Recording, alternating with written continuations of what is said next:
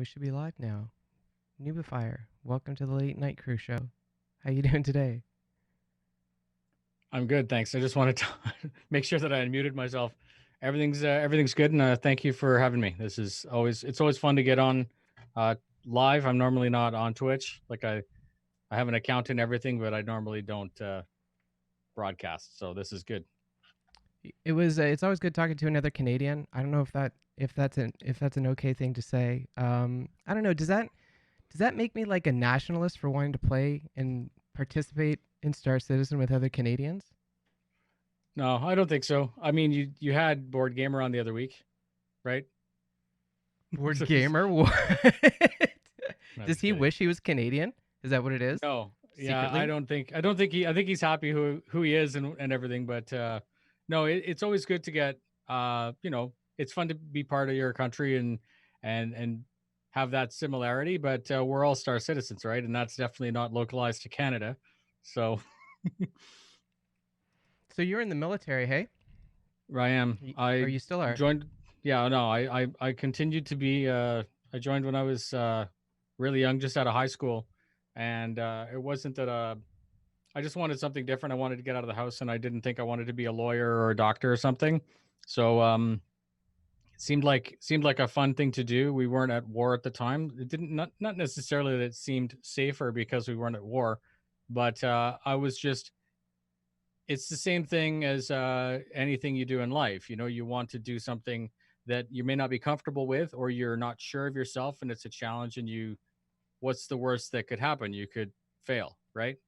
That's true. So I enjoyed it and I stuck with it. I originally started out as an armored crewman, so tank driver, gunner, crew commander, loader, and did some tours in Bosnia and Macedonia with my unit there, and then decided to change vocation within the military. So now I'm a geomatics technician, and with that, it's not a secret. I worked with Softcom for a couple years and went to Afghanistan a couple times, and now uh, I've just finished being a course warrant for 3 years at Algonquin College of all places, where our military program is. It's a 2 year course to learn how to be a geotech, how to be a cartographer, for lack of a better term, layman's. Um, and yeah, I obviously enjoy it. I haven't left yet, right? So That's interesting. I grew up in Windsor, so I'm well familiar with Ontario. right. So So there's the Windsor Regiment. It's an a reserve armored unit. They wear black berets. So that's, if I've never you've seen seen those them. guys running around, that's what those guys do. Wait, so okay, we have to back up a little. I don't know anything about the military at all. Okay. Zero. So like, if I see some guys wearing like camo or something, and I'm like, oh look, military folk, I Or a wouldn't paintball even, team.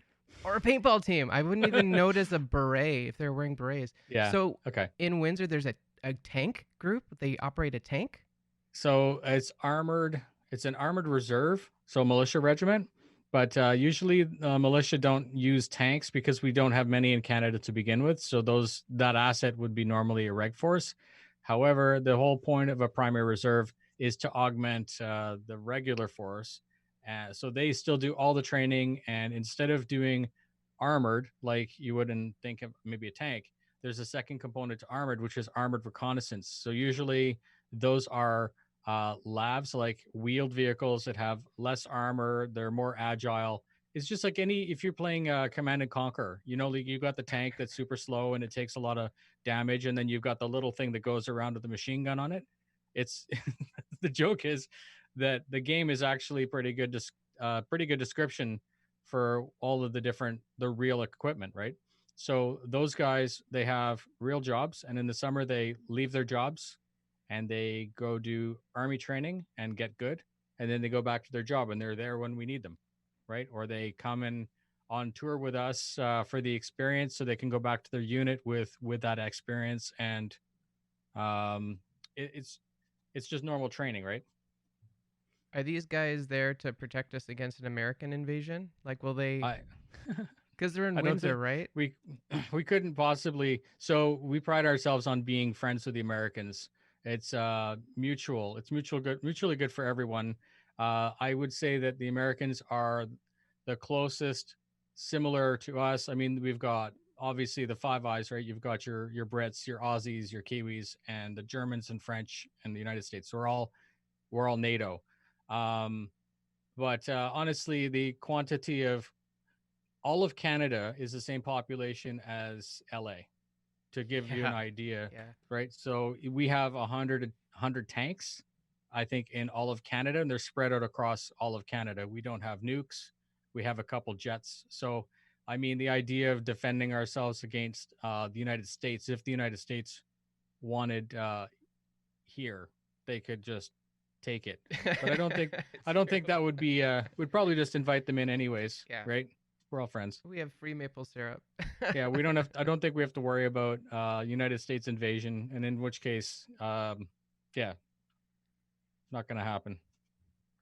Have you served with American soldiers as well, or just Of course. of course? So overseas, like if you're like in Bosnia, we shared a camp or we did patrols, and the Americans are there. Like I said, the French, the Dutch, Germans. So we get a chance to like. That's the great thing about being a soldier is that the deployment like Bosnia, which is there's still threat and it's peacekeeping and that kind of stuff, but it's not an active war zone. So as long as you're vigilant and you understand the job you're supposed to do and all of that, you do learn a lot from it because you could do all kinds of training. Think of it like you're a carpenter and you go through, your high school shop class and you learn, not to put your finger in the machine. And then you go do your journeyman, you learn how to not put your finger in the machine, but you never actually make anything. You're always training. Think of the soldier as doing all of their training like that. And then you go overseas to a place like Bosnia.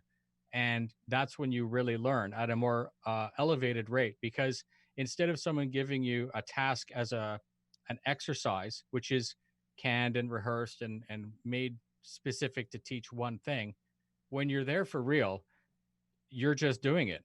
And that wide gamut, that whole range of possible things will present itself to you. You could be driving on patrol and pull up to an accident scene, like two people have come into an accident and there's no medics and there are people that are hurt. Well, guess what? You're going to learn all your first aid training again, right? At that exact moment. Or you may pull into a thing and there's two guys fighting. Uh, you'd stop that because you're capable and you're mandated because it's peacekeeping, right? It's part of your rules of engagement. It's part of your mandate to be there. So now you're a police officer. So I think that's why I like the military so much is because the military doesn't usually teach you like in civvy side, and maybe I'm speaking out against, but if you're going to be a lawyer, to be a lawyer, you're going to go do your bar and you're going to do your training and all that. You're going to get certified and then you're going to do the job. Someone will hire you to be the lawyer.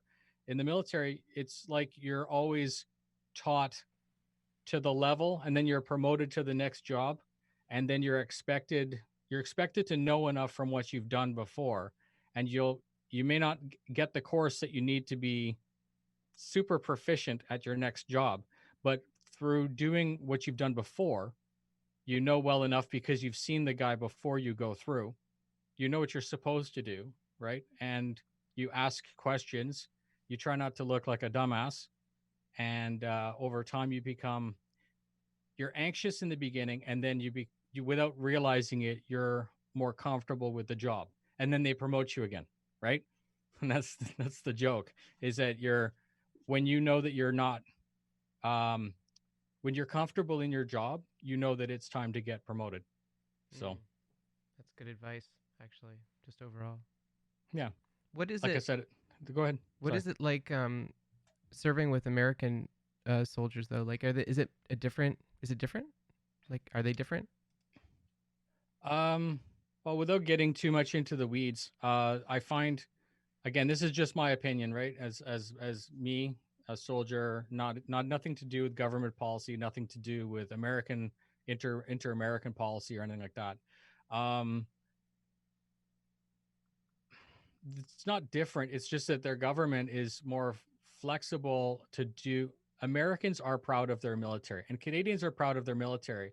But I think I think Canadian ideology is more more compassionate. We're more willing to give someone benefit of the doubt, and we'll double and triple check something before we take action upon it.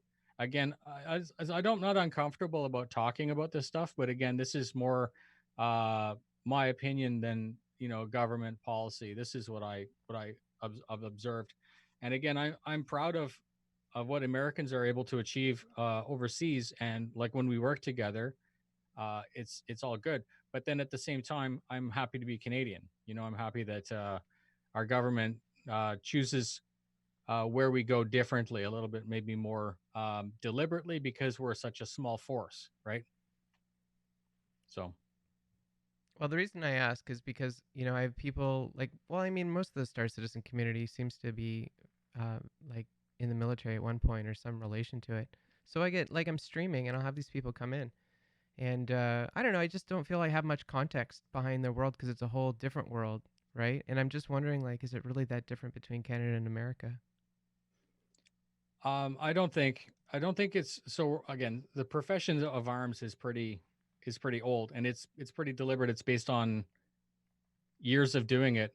I think we're all after the same thing. We all want to get the job done. We're basically an extension of government, right? That's all an army really is. Same thing with the police. The police are an extension of the law, and you can think of the military as an extension of political policy. So, I mean, I went to Bosnia. You could like look at it this big, or you could look at it this big and say, well, the government needed us to go there and do that to achieve something, right? Stability in the area, all of these things. So it's interesting when you're a private, you're you're told something, and you think you know what you're doing, and you know what you're doing, but you go and you only see this much because that's what you're told, and maybe you don't care about the big picture because you're so overwhelmed about the small picture, right? And then when you're in charge at a higher level, it's always good to understand more why you're there, what you're actually trying to achieve. You don't have to tell the private that. You just tell the private exactly what the private needs to know to do their job, to get the job done. But it's always good for, like, let's say the master corporal or the sergeant. Definitely sergeant has to know broad strokes, and then you get to warrant and master warrant officer. Then you're looking at more political aims, and you really have to know that. But the thing is cool about that is if you're an MWO or a warrant, normally you've got 20 or 30 years in the military, and you're not overwhelmed like the private anymore because you're comfortable. You're not complacent, you're comfortable, you're effective, right? So then you get a new rank, you get more responsibility, and it's just like that. And it doesn't feel like you're out of place or that you're overwhelmed because you have that comfort and familiarity that you're used to, right? So I don't think that actually answered your question, Well, I right? kind of asked like a political question, so I don't expect Yeah. there to be a simple answer behind it. But like, just as a streamer who is unfamiliar with the military, how do we approach unfamiliarity with context? Does that make sense? Yeah. No, I understand. Again, if I'm not comfortable with what you're asking, I'll just tell you. Yeah. You don't have to worry about it. Did you? What's your? Okay. Well, what's your opinion on the whole the police defunding the police? Do you see? I see people protesting, and here in Victoria, people protest everything. This is like protest central. So they're talking about defunding the police. What's your For what? opinion? What? Well, why? What's the aim of defunding the I have police? no idea. I don't understand it. That's why I'm asking. Because taking away money from something doesn't make it better, right? That's like if you were a kid and your parents took away your lunch money, well, you still have to eat.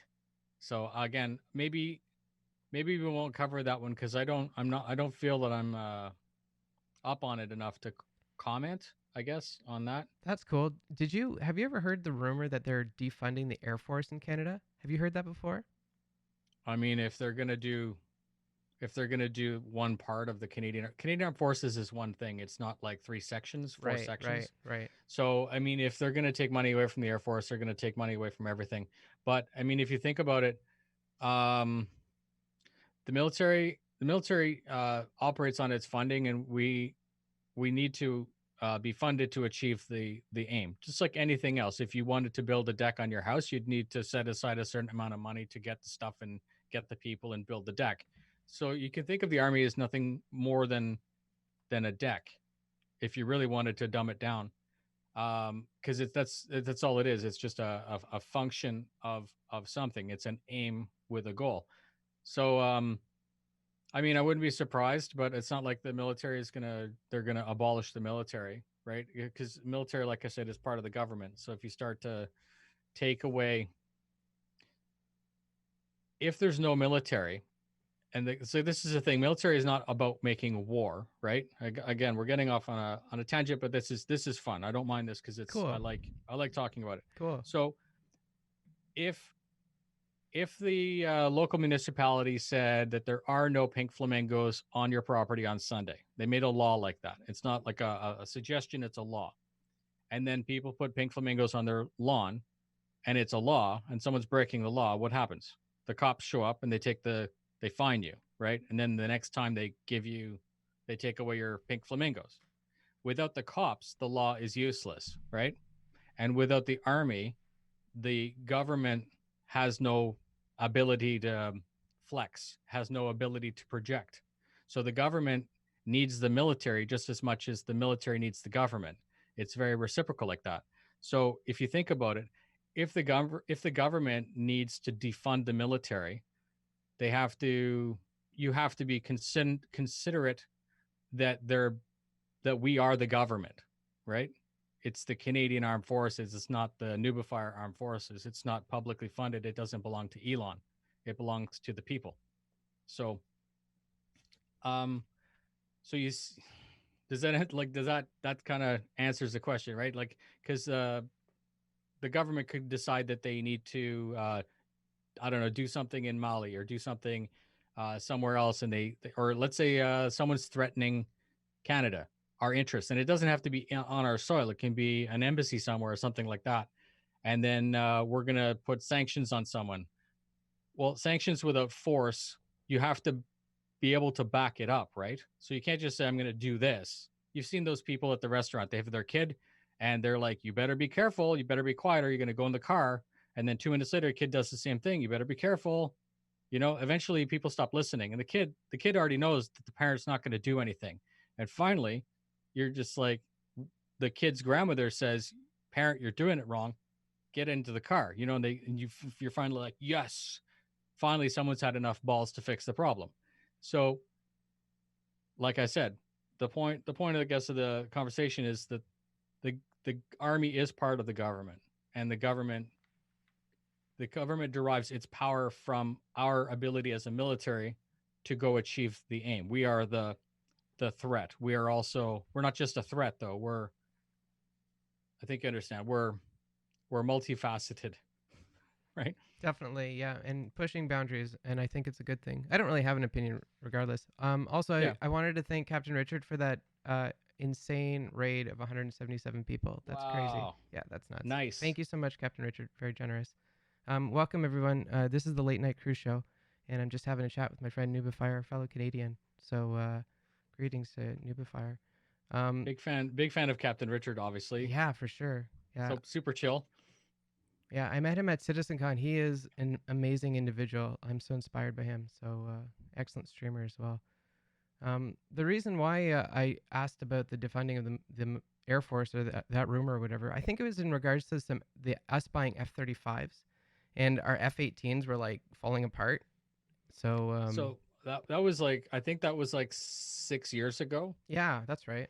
Probably about Okay, that. but the don't forget though, the military works in decades. It doesn't work in, like, when you're gonna acquire something like F-35. F-35 may have started in 1991 as an idea, and then it's gonna go through.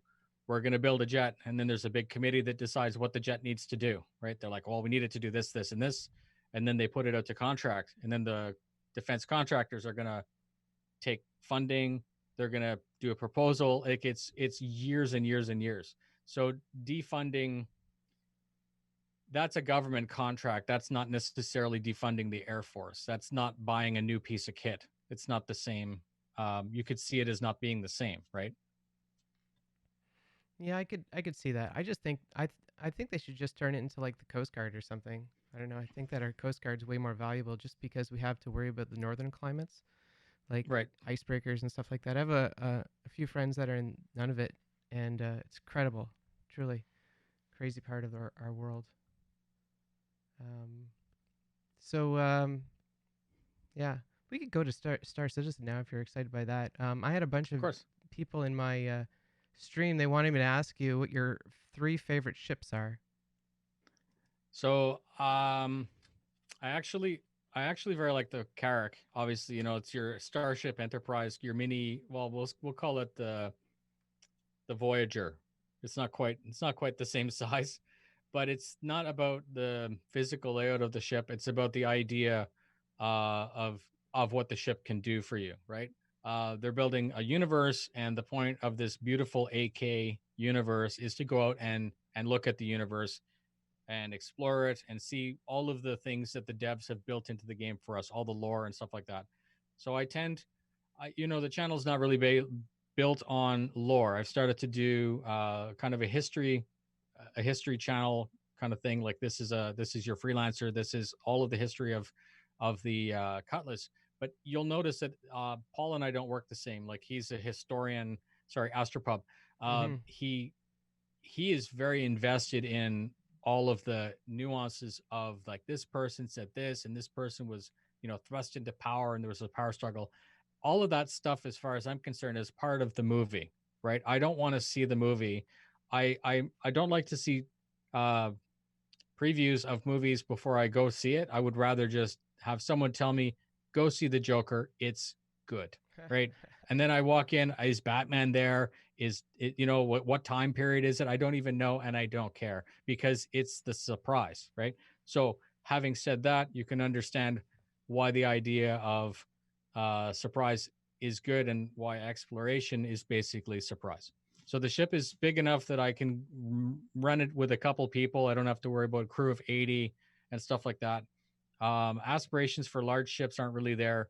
The one thing what made me want Star Citizen to begin with was Arena Commander, patch nothing, patch point 0.9. Uh, right. And it was not good, but it was fun.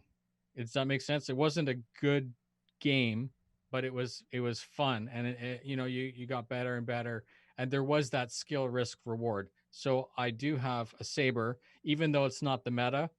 Um, I'm gonna go down with my ship because I know that like they launched the Vanguard. I bought a Vanguard. It was meta, and then they nerfed the Vanguard, and then they come out with a new ship, and it's the meta. But when the Saber came out, it dominated everything. It was very very strong, even against the Super Hornet. I never really appreciated how dumpy the Super Hornet flies, and now it seems with 310 that everything is going to fly like a Super Hornet. So you can imagine what a Super Hornet's going to fly like, right? so, Yeah. so that's that. And then of course, I do have a Mercury, right, which I see not as a smaller Carrack because it's definitely not that.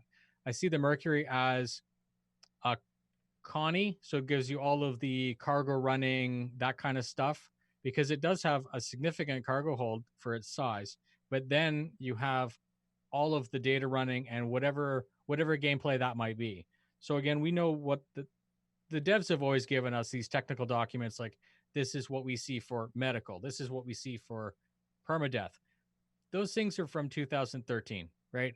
And you'd be crazy to think in 2 years or whenever that particular game mechanic is put into the game, you're like, well, Chris Roberts, according to this piece of paper that says big caveat on it, that's not what you said. But those documents were made before planets, so it'd be crazy for you to think that permadeath is going to be word for word exactly like it was presented. I actually think permadeath is going to be more like what we have, closer to what we have now, where as long as there's a bed, you're going to get a time penalty. You'll recover in some hospital somewhere. But this idea that your character takes a headshot and then you go back to character generation and you're deciding what your eye color is again, that's not gameplay, right? That's not fun.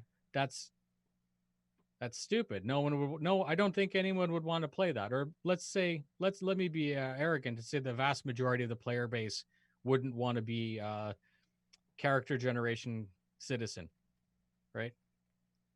Were So you? there has to be balance. The game has to be fun. It's a game, right? That's the point. It just reminds me of when people were on strike at Cryastro a couple years ago. Remember Yeah, that? Because yeah, they wanted combat to be fixed. That was their right. complaint. Were you there? Did you participate in that protest?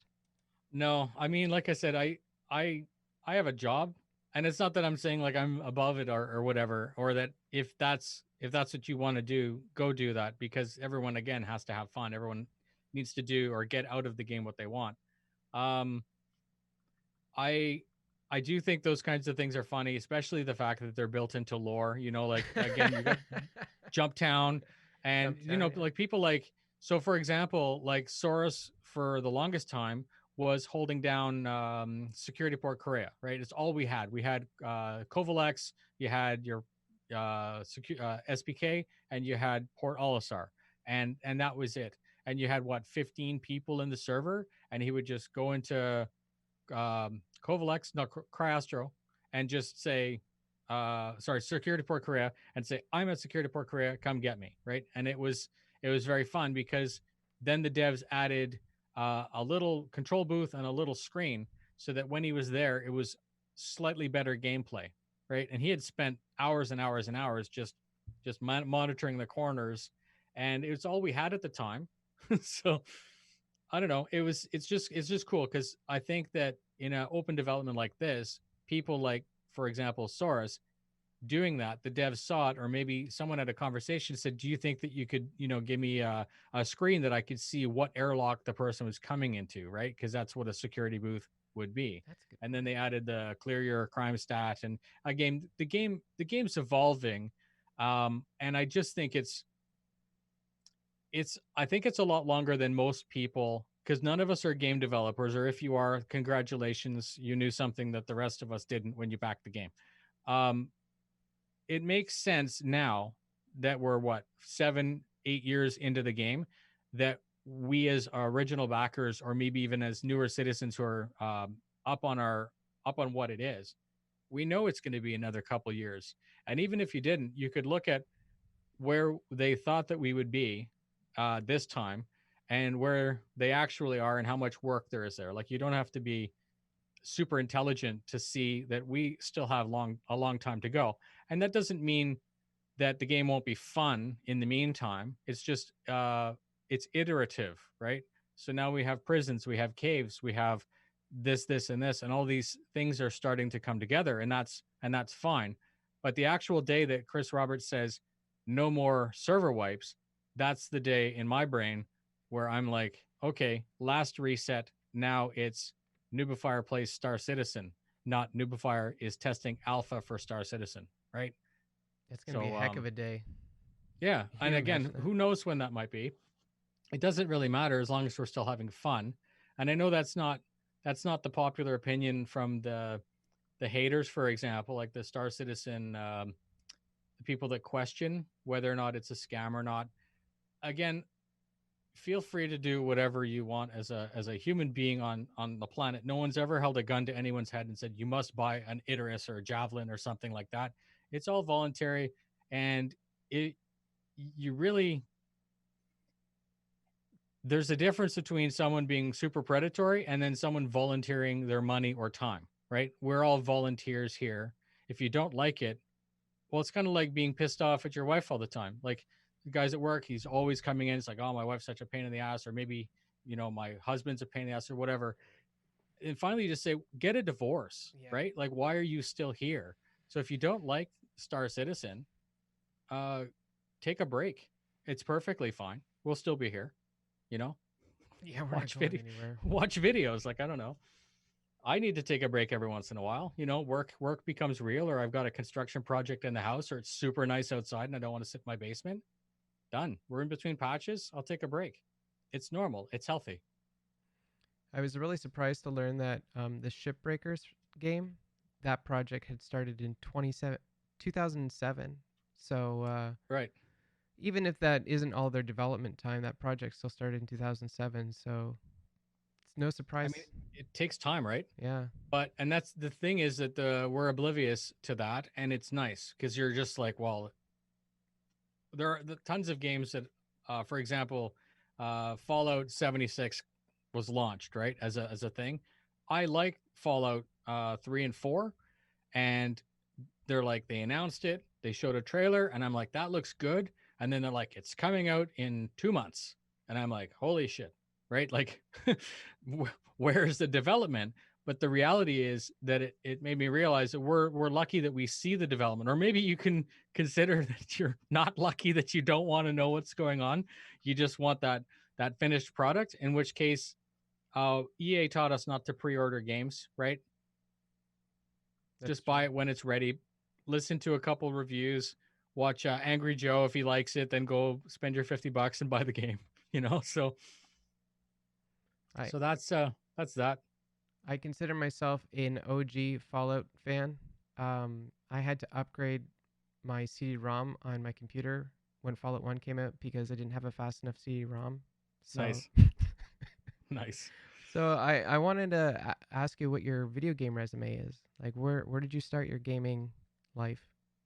There's a Commodore VIC 20 in the other room, Oh and it's yeah? not one that I found at a garage sale. It's mine. So that's basic language, not like basic. And again, I'm not trying to insult intelligence, but like the code is basic, like 10 whatever, and it didn't have a hard drive, it didn't have a tape drive. I wasn't like super rich, so I didn't have access to that. So when you fired it up, there was volatile memory. It never stored anything, and whatever you wanted it to do, you'd have to program and then run it. So yeah, okay, embrace the nerd, right? You're a kid in Montreal, and it's a pretty good sized city, right? And there are normal summer camps, and then there's space camp, and then there's some really nerdy stuff like computer camp, where it's kind of like normal camp, but you part of the day they teach you how to code, and that sounds like crazy. Like, why would you want to tell an 8 or 9, 10 year old how to code? Because they But I can wanted code. to, right? It was just cool, and it's I've always been kind of like techie. Um, I don't on days off I do something. It may not be work related, but it's definitely productive and it's something that I want to do. I like to challenge myself, and I like to surround myself with weird things that are a challenge. For example, 3D printer was a new thing. You could consider all of making YouTube videos just another puzzle, right? But it's a super social puzzle because there's deciding what you want to talk about, if it's relevant or not. If you think the message is useful, then you have to go become the subject matter on the subject, or else what you're going to be saying is going to be wrong. And everyone's kind of done that, and they've learned that mistake. They said something, and then someone comes back and says, "Well, no, this is actually this, and this," and you lose credibility, and then you may well not even done a video to start out with. So research, and again over time it becomes easier. This is just like being in the military. Like I was saying, you know, you start out as the private and then they give you more responsibility, become the corporal. It's the same thing starting out as a YouTuber, right? Which is what does that even mean? I don't know. um right, so over time you become familiar with all of the new little nuances of the game, and that makes you a better subject matter expert. But for, like I said, when I did the freelancer video, I've been in a freelancer before and I've seen the commercial and I knew the stats and everything like that, but I sat in it once and I'm like, this view is garbage. And I just decided at that point that I never want to fly a freelancer again. Nothing personal and nothing against you freelancers out there who really, really like that ship. But when it came time, when I wanted to challenge myself to go and figure out the entire history from start to finish, like who designed it, why we needed it, where it came from, and like how it evolved and why it evolved and all that other stuff, that took days of research. And I enjoy it. It's work, but it's work that's not work, right? It's a hobby. And you publish the video. Well, let's go back a little. So you script it all out, you get all your resources, you get all of your information all in a Word doc. I can show you what it looks like if you want later. But those of you that are like sometimes like the Patreon backers, I'll give them the what I'm working on next because it's not a secret. It's just going to come out anyways. Is this with Um, your VIC 20? You doing? no, no, No. no. Just like in like a Word doc or so I'm talking about like when I'm scripting for a YouTube video now, like that freelancer video. It takes time, and then you read it and you kind of massage it so that it makes sense. And again, everyone has a different style. A Noobifier video is not a board gamer video, is not a Super Mac Brother video, and that's the great thing is that we're all we're all content creators, and it's up to the community to decide what they want to watch. They can watch all of it or they can watch none of it. Some people tell me that, oh, I love your videos, it's so well formatted, and some people say, I just like Board Gamer, and I'm like, well, we're friends. You really like, it's fine. It's your it. Don't don't feel that it's okay to say that to me in my chat, because I have a lot of respect for that person. Same with Super Mac Brothers. Same with all the content creators. We do collaborate together, and that's really funny about Star Citizen, is that we're not just a bunch of haters in our own little stovepipes. We are all a big community. We all want the same thing. We want CIG to make us a game, right? So we're all the same. So I guess once all that research is done, now you have I read the audio. So part of my workflow is, a lot of people will voice over something. I'll read the audio first, and what that gives me the ability to do is have a timeline. This is what the video will be, and then I add the correct video that corresponds to what I'm talking about, because it's very important. People learn differently, right? You learn by reading. Some people learn by having people tell them a story, and some people watch YouTube videos, and or some people are shown something once and then they can do it 50,000 times throughout the rest of their life. So you try to appeal to all of those. If I'm speaking about a saber on most of my videos, there'll be a saber there. If I'm talking about the landing gear on a saber, boom, you'll see the landing gear. Because again, it's not everyone learns like that, but it's good to cater. Um, Again, so it's a personal challenge. Again, I'm not saying that it's better. It's just how I want to make the video, and you have to be, at the end of the day, you have to be proud of what you do. Just like you're proud of your podcast, I have to be. The video has to be standalone, and if it gets flack, then you rinse repeat. You figure out what you did wrong and you try again. So I think that's what I really like about the whole idea of being a Star Citizen content creator, right? And there's no Twitch. Hey, you never go on Twitch. No, but I think I got, like, obviously the community is fantastic. Like I said, I think I have over 1,000 followers on Twitch. Yeah. I've never been live. I told Vertigo that I was going to be the world's first partner for Twitch that's never been live. That's crazy. I'm just gonna bully my way in there. I'm gonna That's get like crazy. 10,000 followers. I'm just kidding. That's not possible. Is it You not have to. possible? It's not possible. No, because you have to maintain a certain number of hours and Oh, views, that's and like, right. yeah, Yeah. you have to go through that rite of passage, right? So that's why. That's why it's so funny, because I'm like, I'm gonna be partner before you, and he was so pissed off, because at the time he was like totally busting his ass, making 8-hour streams 6 days a week just to get his metrics up. So yeah, no, I have nothing but respect for streamers that just start from nothing and build up a community. That's fantastic, because again, we've all done it. I've had when I started out, I had 2 subscribers. It was like my mom and my wife. My even my friends weren't subscribed to me, and I made a couple videos, and you can spend 10, 15 hours researching what you think is the best video. And of course, you go watch the video now, you're like, my God, this is garbage. But at the time, just like I said, you're proud of it. It's standalone. And then 2 people watch it, 3 people like it. And then one person's like, you should maybe do this, but I like the video. And then you have 3 subscribers, 4 subscribers. You make a new video, you got 10. You know what I mean? There's no magic recipe at all. There's nothing you can do. You just have to basically do it, right? And you have to want to do it. It's a stupid thing when you have 100 subscribers and you spend 10 hours making a video. It doesn't make any sense. And that's why you'll see a lot of people come in and they'll start, and then they'll just say, this isn't for me, right? I'm not getting anything out of it. But all those people need to do is wait. They need to just Mm-hmm. keep doing it. You have to stop looking at the number. You just make the video. You publish the video. You cross pollinate.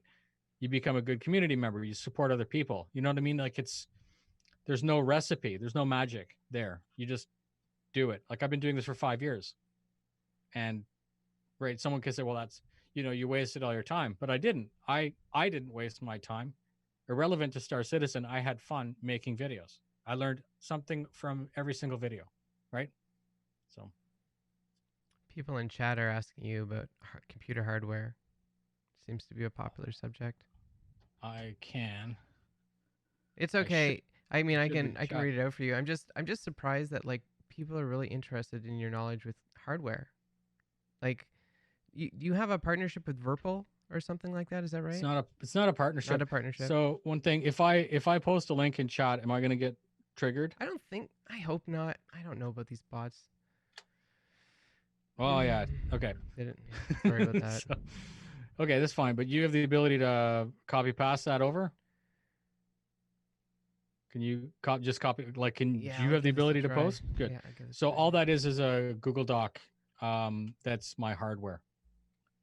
So with regards to Virpil, I can give you a bit of a story, like the where all that Yeah, started. I'd love to. So Star Citizen, me playing keyboard and mouse because it's cheap and I just bought the game. I had an Aurora, wanted to learn. Decided to try out controller with track IR, controller with voice attack. That was pretty good. And then I did what everyone does. I ran out by a Thrustmaster Warthog. T16000M wasn't a thing at the time, and I was playing uh, seated paddles, full HOTAS, and it was good. I was getting good at it. A friend of mine, I was like, you should try double stick. I was like, one guy showed a video of doing Star Citizen with two sticks, and I'm like, that seems really complicated or whatever. But as it turns out, I ended up buying a left hand, like a T16000M. They were $40 when I bought it. Like Nice. there was no space sim community, and as soon as it became popular, the joysticks went up to like $100. So, anyways, I had a Warthog and a T16000M, and I'm like, yes, this is what I want. I was able to get rid of pedals. I was able to stand up again because, as you know, I play standing. Um, so I found on Reddit a guy made a left-handed joystick, a left-handed Warthog, and the reason it was important is because he's a left-handed guy, and he didn't do it because he wanted to do space sim. He just literally wanted to have his dominant hand and then use throttle in this, which is counterintuitive to all sim pilots. The sim pilots are rolling over in their grave right now. They're like, well, it has to be accurate to the aircraft you're in. This guy didn't care about any of that stuff. Anyways, I contacted him. I basically badgered him for like 6 months. Finally, he said, "Yes, I'll make you a left-handed, but you're going to pay for it." And I'm like, "Good, I'll pay for it gladly because it's what I want, right? Like that's normal. You don't just get free shit all the time." Um, so he made it. I paid it, and I told him, "I'll do you a favor if you want." At the time, I think I had like 2,000 subscribers. I said, "I'll make a review of it." And again, remember I said it's the challenge of making the content is important to me, anyways. So I wanted to make the most professional video I could at the time. So I picked up some new camera gear, some new flash lights, tried to get neutral background and present it right. But what was happening with that is while he was making it, Olson from Monster Tech, that company was just starting out. And of course, you've seen their desk mounts. He and I were very in a very similar place. We both had a very small following. He wanted publicity, and he wanted to know if I wanted a set for review. Right? I told him, I said, you can send them to me. I said, I'll pay you for them. I don't care. I would want to buy them anyways because I need them. And he's like, why don't you just take them? And if you like them, good review and everything like that. So it didn't taint my perspective of that product because honestly, it's aluminum and bolts, right? It's not like it's doing exactly what it's supposed to do. The table would break before the aluminum did. So the review is pretty easy. It's obviously, I think it's a great product, and it became a good collaboration. So we went from there. So I had a couple of videos about double joystick, and I got to test a bunch of joysticks that I just bought. Then Virpil was starting out with their MT50, which is they did something that no other company wanted to do, is that they were going to appeal to the sim pilot that wanted the right with the throttle, but they were also going to piss the sim community off, not the space sim community. They saw the potential. They said, we're going to bother to make a left-handed joystick. And they said, we're going to send you these, and we think that it's going to replace your Warthog. And of course, I just spent a couple $1,000s on getting a custom grip. So I was a little bit not perturbed. I was both excited at the opportunity because I'm like, well, why would you bother with me? I've got like 3,000 subscribers. And they said it very simply. They said we typed double joystick and hit enter, and three of your videos popped up as first. And that's why we contacted you, because you're talking about us in the future. So that's the story of Verpal. I'm not a partner with them. If they come up with a new product, I think that we have a great understanding that they know that I'm going to try my very best to do an objective, professional looking video that answers all the questions. Again, from learning. The first video I did, maybe I didn't talk about how clicky the trigger was, and 52 people commented that I need to know, is the button good or not. So then I integrate that into the next video, right? This is what the community wants to know. Again, it's a big puzzle. And then every time Verpal came out with a new product, they may have said, would you like to test it? We'll send you a prototype. And I'm like, if you can send it to me a week before you want to release it, then my video can come out when you're ready to sell it. From an outsider, it sounds like very shill, like I'm getting free stuff and I'm going to make a video.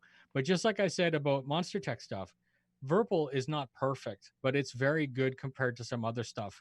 And part of my review, what you see in the video, is just the video, but I also provide feedback. Like I'll open it up and I say, mine, the wire is right next to the cam. And it's important that it isn't, because over time, that wire will chafe or rub, and then it'll fail, and then you'll have no problem, but in 1 year you'll have 50,000 joysticks crap out, right? So again, I'm not a mechanical engineer, but if you ask me my opinion on something and you're willing to listen to what I have to say, hopefully what I say is good input. So again, um a good working relationship, right? And again, as I get more and more joysticks, just like being in the military, you get a higher rank, you get more responsibility. I have a wider appreciation for all joysticks, right? I can compare one and say this one is much better than this, not because I read it in a book, but because I have both of them in my hand, because I've tested them both. So it's good. And again, thank you to the community for bothering to watch the video. Like I try very hard to make a good video, and the community is super supportive, right? And well, again, feedback. I will take whatever feedback you want. You want to know about clicky buttons? I'll tell you about clicky buttons. well, you do a good job, right? I think they wouldn't really care if you didn't do a good job. So if you're a hardware guy or not, you seem to be recognized. I mean, even I did. Like, I remember I saw you in game once, and I wanted to be like, hey, what about? I'm thinking about these joysticks. Like, I wonder what this guy thinks about these joysticks. By the way, my joysticks, I use dual joysticks right now. I use SATEC Aviators, circa 2006. I have to go look that up. I dare ya. You'll probably get a bit of a laugh out of it, but I just do cargo flying. That's my jam. So Look at you go. you see them now, right? Yeah, Yeah, I got two of that's those. all right. That's good. I want to test it. Really? Okay? It's USB. That's good. It's a good start. The joke is, I had someone send me an original Atari 2600 joystick. Nice. The one that, yeah. It's like, here, I found this in a garage sale. I thought that you'd like to add it to your collection, and I didn't have the heart to tell him. It's like, next to my Vic 20 is my is my 2600. So, but that thing stopped working. This was like a mint joystick, and of course, Red Lear has the best joystick collection of all of us. He's like a klepto when it comes to he let's be nice and say that he takes it very seriously, right? He takes his gear very seriously. So he has all VKB, all Verpal. He is not afraid of getting into all kinds of crazy stuff. And I'm sure somewhere he's either got them all on display or something. And then he's, you come home from work, you're like, what am I going to fly with today? It's like having Jay Leno's car collection, right? I feel like I'm going to drive a Studebaker tonight. No, I'm going to drive a Ferrari F40. It's just whatever you happen to want to do that night. And I have kind of a similar thing, but it's mostly Verpal. There's some VKB in there. There's definitely some Thrustmaster stuff. And again, I don't badger companies to send me stuff, because that's not what I want, right? I did contact MFG, Croatian company, makes very, very good pedals. At the time, I had almost no experience with pedals, and this was around the time where Monster Check was making their flight sim rig, and I wanted to test flying Star Citizen seated. And of course, to do that, you need pedals and everything like that. So what I did is I called them up. I said, "Listen, I'm not looking for favors. I would like you to. I will pay for them. I will send me, and then you can refund me in the future." And he goes, "Good, because in the past someone asked, like, they, let's say I'm Dr. Disrespect and I want to test your product, they're like, yes doctor, no problem, here it is. And then 6 months down the road, they're like, they call up Dr. Disrespect to say, did you like the product? And he's like, what product? Right, it wasn't even him. So Mm. this is a good way. It's a nice way to be neutral, where they almost don't even have to go research you, because all you're really doing is sell me a product. I will make you a review, and then you can decide what you want to do. Because usually it does have a good effect on sales, right? I never really know how much, but I'm sure right now, Luke Clip, the guy that makes the 3D emitter for Track IR, he probably got a couple of messages this week just because I did that video. Again, that sounds super arrogant. It's not. It's not meant to sound super arrogant. It's just I can imagine that it's a dormant thing, and then boom, he's probably wondering what the hell happened. Why there 15, 20 people asking for Luke Clip all of a sudden. And with 310, you should probably want Luke Clip. We can talk a bit about Star Citizen instead of that if you want. Well, I don't know. I'm just curious about you, and I always identified you as the joystick guy. So, FYI, just for context, I Yeah, am. no, I do appreciate it. Again, I don't mind being the joystick guy. I don't mind being the dogfighter guy. I don't mind being the no bullshit guy. Um, all of the stuff, like I said, I'm happy and proud with the content that I make, and I'm just lucky that people want to watch it. Right? One day I hope to. I think it'd be really cool to like make my own joysticks. Like, I'm a huge real space person, so I have like an obsession with the lunar excursion module, and I very much like I've replicated my dual joystick to be emulative of that. So I have my translational control on the left and my axial control on the right.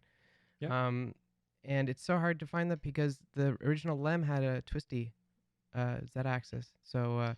Gladiator has that. And I was curious, what do you think about that? So when you're actually sitting and looking, that's the thing, because I know that there are some people that try to make their controls look like what it is in game. I think it would be a lot cooler in VR, right? So Yeah. we'll talk about this. That's Star Wars game that's coming out. Mm-hmm. Um, it's not Squadron 42, and I'm never gonna say that it's Squadron 42, but it looks fun, and I'll play the shit out of that while we're waiting for Squadron That's a 42, good point. Yeah. because I used to play X-wing. I used to play X-wing versus Tie Fighter. As a nerd, I love Star Wars and Star Trek. I don't care. It's all space, the expanse. I'm a nerd. I'm okay with that. So when I saw the trailer for that, who doesn't want to be Luke Skywalker? Right? So, uh, but the point is, if you're playing a game like you're in an origin ship, and the old 300 had a yoke, a flight yoke. Mm-hmm. I know people that are so OCD that if they were playing in VR, they would need to fabricate a yoke so that when they put their hand out in game, and I do this when I'm playing road sim. The niceness of having MTX so flexible is that when you sit in the car and you put your hand on the wheel, where you see your hand in game isn't where you feel your hand is. That's very it breaks. It's unsettling, right? So you take the time and set the height of the steering wheel so when you reach out, it's where it looks like it is. You put the shifter exactly where it looks like it should be, and of course that adds to the sim. Then you get people that take it another level. And if you're in a car, they want to build the entire dash so that if you do reach out, I'm not I'm not quite there. That to me is diminishing return. But kudos to those people that want their sim rig to have a door so that if they're in an Audi RS3 and they put their hand out, that the dash feels like where it is in game. That's kind of what you were talking about? How you look down in the Gladiator and the controls in the middle and you have a throttle instead of two sticks. or did you mean the VKB Gladiator joystick? I was referring to the Gladiator joystick. Yeah, Okay. Uh, Good alternative to T16000M. And sorry for the tangent, that's Ben. okay. Um, no, VKB obviously make like the Virpil and VKB. I'm not going to say they're interchangeable. They both have their benefits and positives, and it's not that one's better than the other. It depends on what specific product you happen to choose and what you're looking for, right? So, um, again, Gladiator Gladiator is a fantastic replacement for a T16000M. If you were looking at that, you should be looking a little bit more expensive. And before Really? there were problems with getting them, there doesn't seem to be that problem anymore. You go to the website, you order it, you're gonna pay duty, you're gonna pay shipping. Like there's all these inflations, but what you get should be a more durable and better product than a T16000M. Very much, very much like you've got an Avenger Titan and you've got a Cutlass, right? They're both known as the best, but one's $50 and one's 100. So if you're willing to pay that extra little bit, do it. If you've never tested it, go get T16000M. They're recommended for a reason. They're inexpensive. I was going to say they're cheap. They're a little bit cheap compared to some of the other stuff out there, but they're not bad, right? I So think they're terrible. I think they're the worst thing ever created. I had two of them. Both of yeah. them broke within about 2 months. And What were you doing with them? I'm not even a combat pilot. I'm a trade pilot. I just got crappy controllers. No, when I had okay, so when I first started the shenanigan out, I just had my one aviator, and then they're like, Yeah. "Oh, do dual joysticks," and I'm like, "Well, this Mm-hmm. thing's from 2006. I can't. What am I gonna do?" So I was like, "Okay, I'll replace it with two T16000s," and then both of them both Right. broke. Both of them broke Were within they the first couple of months. were they orange or green? They're orange. Yeah. Okay. At $30 Green. each, they were on sale. They're a great deal. Right. So then yeah, both of them broke, and I'm like, I'm going to fix them. So I took them all apart, and they never got put back together. So what I did is I went on eBay, and I just got another thing from 2006, and I've still had it. Right. So I guess there is a caveat to what I said is if you can get green Green. T16000M, those are pre craziness before Star Citizen, when they were 20 or $30 joysticks, when it was just people wanting to play Mech Warrior or something like that. I'm not saying that we're such a gigantic community that we have that effect, but I'm sure that when more and more people started finding out that space flight, and of course you got Elite Dangerous, there's it's not just Star Citizen. There is a desire for double joystick, and that was one of the few ones that would let you do ambi, right? That you could just buy two and they would work out the box. Yeah. Um, I'm sure that Thrustmaster figured out that was popular. They jacked the price, and then they started to make the orange one instead of the green one, and those ones uh, were not as strong internally. But again, um, I don't have my gimbal set to very very strong at all. Like it's very very lightweight springs, kind of like a biathlon weapon where you'd have that very very fine um, bolt action instead of a 50 cal where you're like slam slam, because you don't have to be forceful to get precision, right? And again, I'm not presuming to tell anyone what to do with their own setup. That's just how I like having it. Just very very fine moments. So um, the T16000 I had was green, and it was good to go. And I got to play with an orange one, and I did notice the mechanism and everything just felt a little bit cheaper, especially twist. I know Red Lear went through about 50 of those things. What? And yeah, no, it was pretty bad. Oh, But he was looking on eBay for green ones. He was it was like his thing. So yeah. So you do cargo. What's your favorite cargo ship? We're gonna do role reversal here. you want to do a role reversal? Oh Okay. yeah. Well, I'm obligated to say that the Caterpillar is my favorite ship. I mean, my emoji on my Twitch stream is the Caterpillar, so I'm more or Right. less a Caterpillar salesman. And like I do, I stream Monday to Friday, and all I do is fly that Caterpillar on trade routes. So I live in Right. it. I literally live in it. But I love the 890. I mean, if the 890 cargo was fixed, it would move more, right? Because I think half the deck isn't working, or did they fix that? As an 890 owner, I don't think it's broken. I think that they just got to. I know they said otherwise, but like something's intentional there. There's been too many I think patches. I thought that there was half of the cargo deck was malfunctioning. But what's the physics grid? Is it the physics grid causing this? So the mag plates, like, put it this way: how much SCU can you put into it, and how much do you think it's supposed to carry? I guess is the real question, I would guess 300, 400 maybe. right? And it's a pretty beefy ship, though, right? But we're talking about the rear cargo, right? Yeah, Not the hangar. I think that's about 3 or 400. How much do you think it is? It's a Caterpillar, 500. It's not a yeah. Caterpillar. It's smaller than No, that. that's what I mean. So the joke is this is going to be our horrible legacy, is that what we were told in the past in concept always changes. And it could be because we didn't know what an SCU meant. It used to be like a meter by meter by meter. And then it became, oh, it's like zero point 0.2 cubic whatevers. And then it changed and it changed.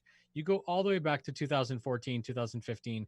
You got like Gray Headed Gamer working Cry Engine and taking the assets out of game or out of the HoloViewer. And half of his videos were just Star Citizen Island, where he would show you what the ship looked like, because nobody knew what it looked like. We had the HoloViewer, and that's it. So he would like right mouse click and take the asset out. And I think him and Teller were the ones who were like reverse engineering this stuff. And that's before the assets were thousands of pieces. That's when they were like just one homogenous thing, and they could do that. So he'd set it to scale, and he built this little island, and then he would fly you over it, so you could see this is a hull E, and we're like, that is ridiculous, right? So, I guess what I'm saying is, when, for example, the 890 jump launched, was it supposed to come with an M50 or not? You know what I mean? All this stuff, the literature wasn't very good. And Ben Lesnick on some stream somewhere said, well, yes, it's going to be able to carry your M50. And then someone's like, well, it's coming with an M50. Anyways, Mhm. there's a lot of historical misinformation there.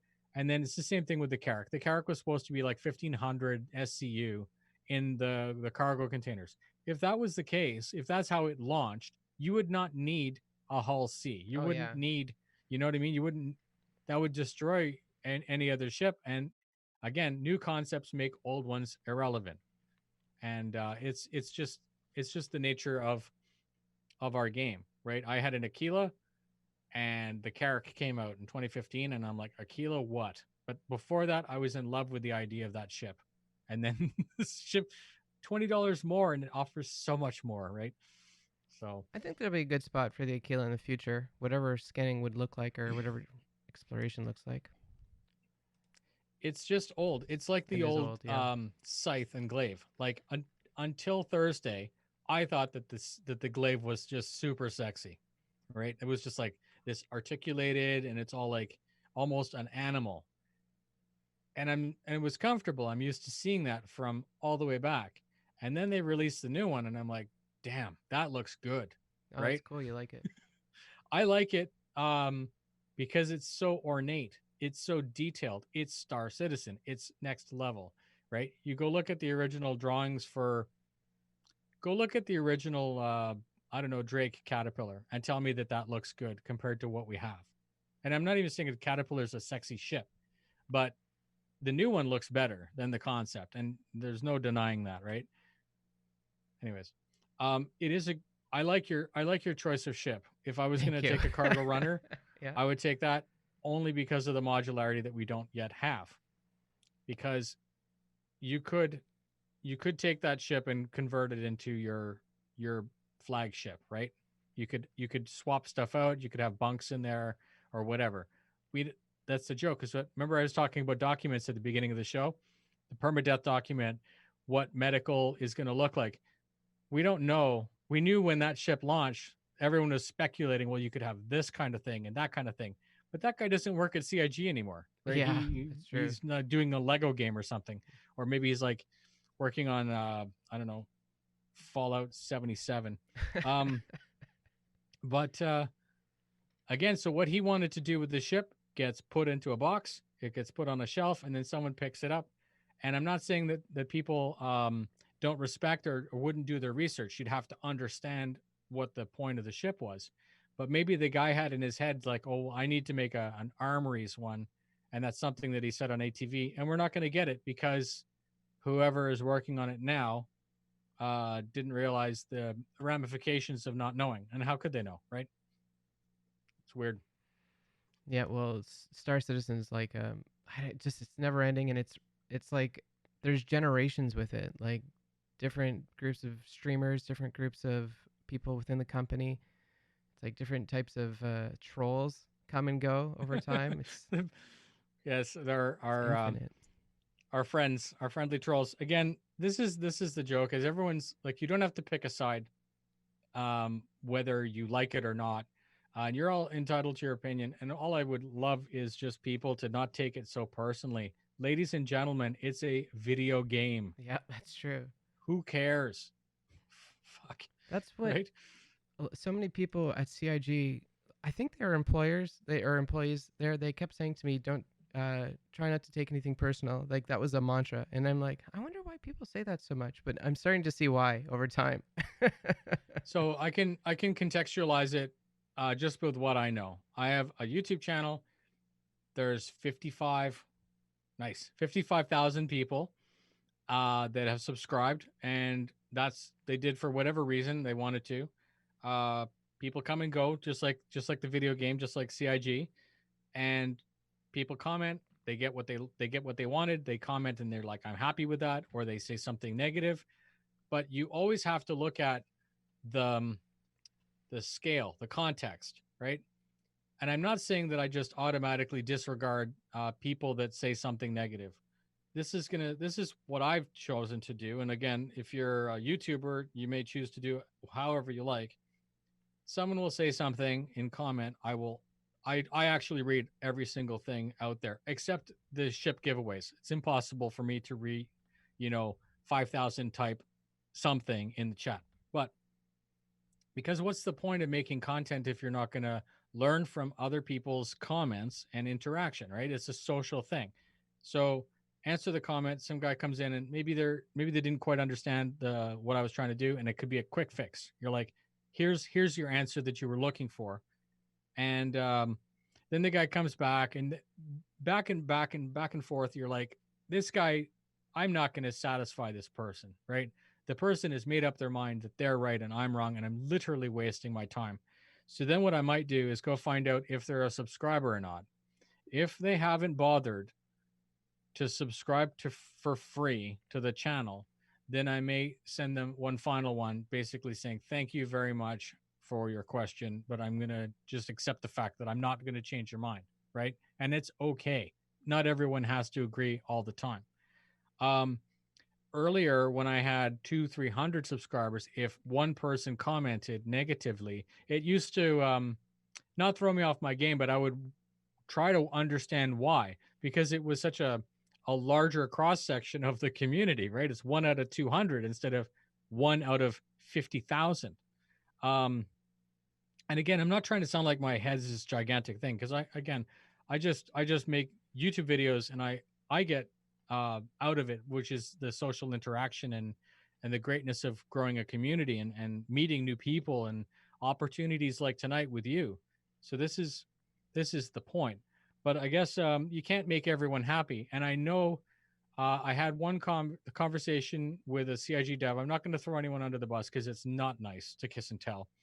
I did a video about how broken the store is and how pissed off everyone is that all of our original backer perks are being thrown out the door because, like, for example, the green Connie that came out, right? People were like, well, that's stupid. You said that you'd never sell it again with LTI, and they're like, aha, it's green, right? And you're just like, so I got triggered by that, not Yeah. because I care, but because I was concerned for all of the people that were original backers who were basically lied to. They're like, here's your concept ship. It's the first and last time it's going to be sold with LTI. Now, 5 years later, that guy that had his money tied up in the game, never seen the ship, you would think that that person's pissed off. But I talk to people and I'm like, does that bother you? They're like, guy's like, I'm super chill. I don't really care. I just want the game to be good. And I'm like, really? I guess I never even considered that as being a thing. And I'm not trying to like project positivity or anything tonight. We're just talking for the sake of it. But I started to inquire from CIG, and again, there is open development's very very good. I'm like, so and so, what did you think of that? They're like, well, all of the stuff that you highlighted, although it is factual, when we have our meeting where we get the whales together, like all the people that fly into Germany and have a big convention, they meet Chris Roberts and all this other stuff, the people that pay to go to dinner to be fantastic citizens, when they ask those people, the ones, not that they matter more or whatever, but the original backers, the ones that I think would be pissed off, most of them are just happy. Most of them are like, well, it's good that more people can get LTI. And I'm like, whatever, right? And then you also have to remember, once again, we're all volunteers. No one told someone to do something. And it can be seen as it could be seen as shady, right? You're like, well, they pulled a fast one on you. But it's all marketing. It's a business. And again, you have to consider the greater good of the game. I'm certainly not going to be spending any more of my money, but that's my personal choice because I don't think that my insignificant contribution is going to change anything. But I'll continue to make YouTube videos and try to help that way, right? And that's I think why I do it. It's not selfless, like I say. I love making videos. Um, I guess the problem is I'm very small in a big thing. Just like you're a private in the military, you don't understand what the colonel's doing, right? Because you don't have to know. You just have to know what you know. So I got perspective that day when I was talking with someone about it, because the reality is the thing that I thought was so broken that everyone was pissed off about. It was a little teeny tiny section of Reddit. It was the same 12 people bitching back and forth, but there's 2.7 million people, right? Again, there probably isn't actually 2.7 million, but you understand what I'm saying. Yeah. 12 versus the masses. It's irrelevant. As long as 99.9% of the people are happy, the community's happy. Even Right? even even after, if the your passion towards this LTI shenanigan, like, do you think they would sell LTI if it's catastrophic for the game economy? Like, oversaturate the market? It doesn't matter. Doesn't matter. Put LTI on everything. It doesn't matter. They've already done it. They've They've just done it. They at the last Invictus week. So the last anniversary sale was 10-year, right? Yep. Yep. And then they put it on this. The only difference is this Alien Week didn't really have any LTI, but they were selling the G12, which had LTI, and then you could CCU, right? So technically, they're not breaking their word, but they've kind of given you. They said, "Here's a hammer, and it does this," and then they said, "Well, here's a chisel, and it does this," but they didn't tell you that they go together, and you could hammer a chisel, but you can, right? So there's no reason for us not to have LTI. At this point, the only people that don't have LTI is the brand new citizen that comes in that doesn't know any better. And that's why I did that one video called The New Player Experience. A lot of people misunderstood what I was talking about. They thought I meant get in the ship and fly. That's fuck all to do with flying, right? It is the new player experience. The guy who knows nothing about nothing, has heard that it's a little bit of a scam, is just curious enough to check out the website, and the first thing they see is Aurora Mustang, and neither of them have LTI, and neither of them are fantastic, right? Compared to what you could have. So now they bought that in September. Now it's November, and a new ship comes out. Oh, look, it's an Avenger Titan, but it has 10-year insurance for no reason other than it's a celebration. And then the guy's like, I want 10-year insurance. Anyways, I'm not going to get into the video. That's thank you very much for the gift sub. That was really nice. Yeah, I was gonna say the same. Nut and special. Thank you so much for supporting us. Thank you. Um, without losing train of thought, that was the whole purpose of the thing. And again, there's all kinds of people that will read the subject and they'll automatically start typing and they'll say something that's completely off to left field. And I know well enough as a content creator that they didn't even watch the video. So I may say, maybe you should watch the video. Maybe you don't understand what I'm actually trying to say. And, or maybe they just don't care and they just want to be haters. And that's, again, fine. It's the internet. You're allowed to do whatever you want.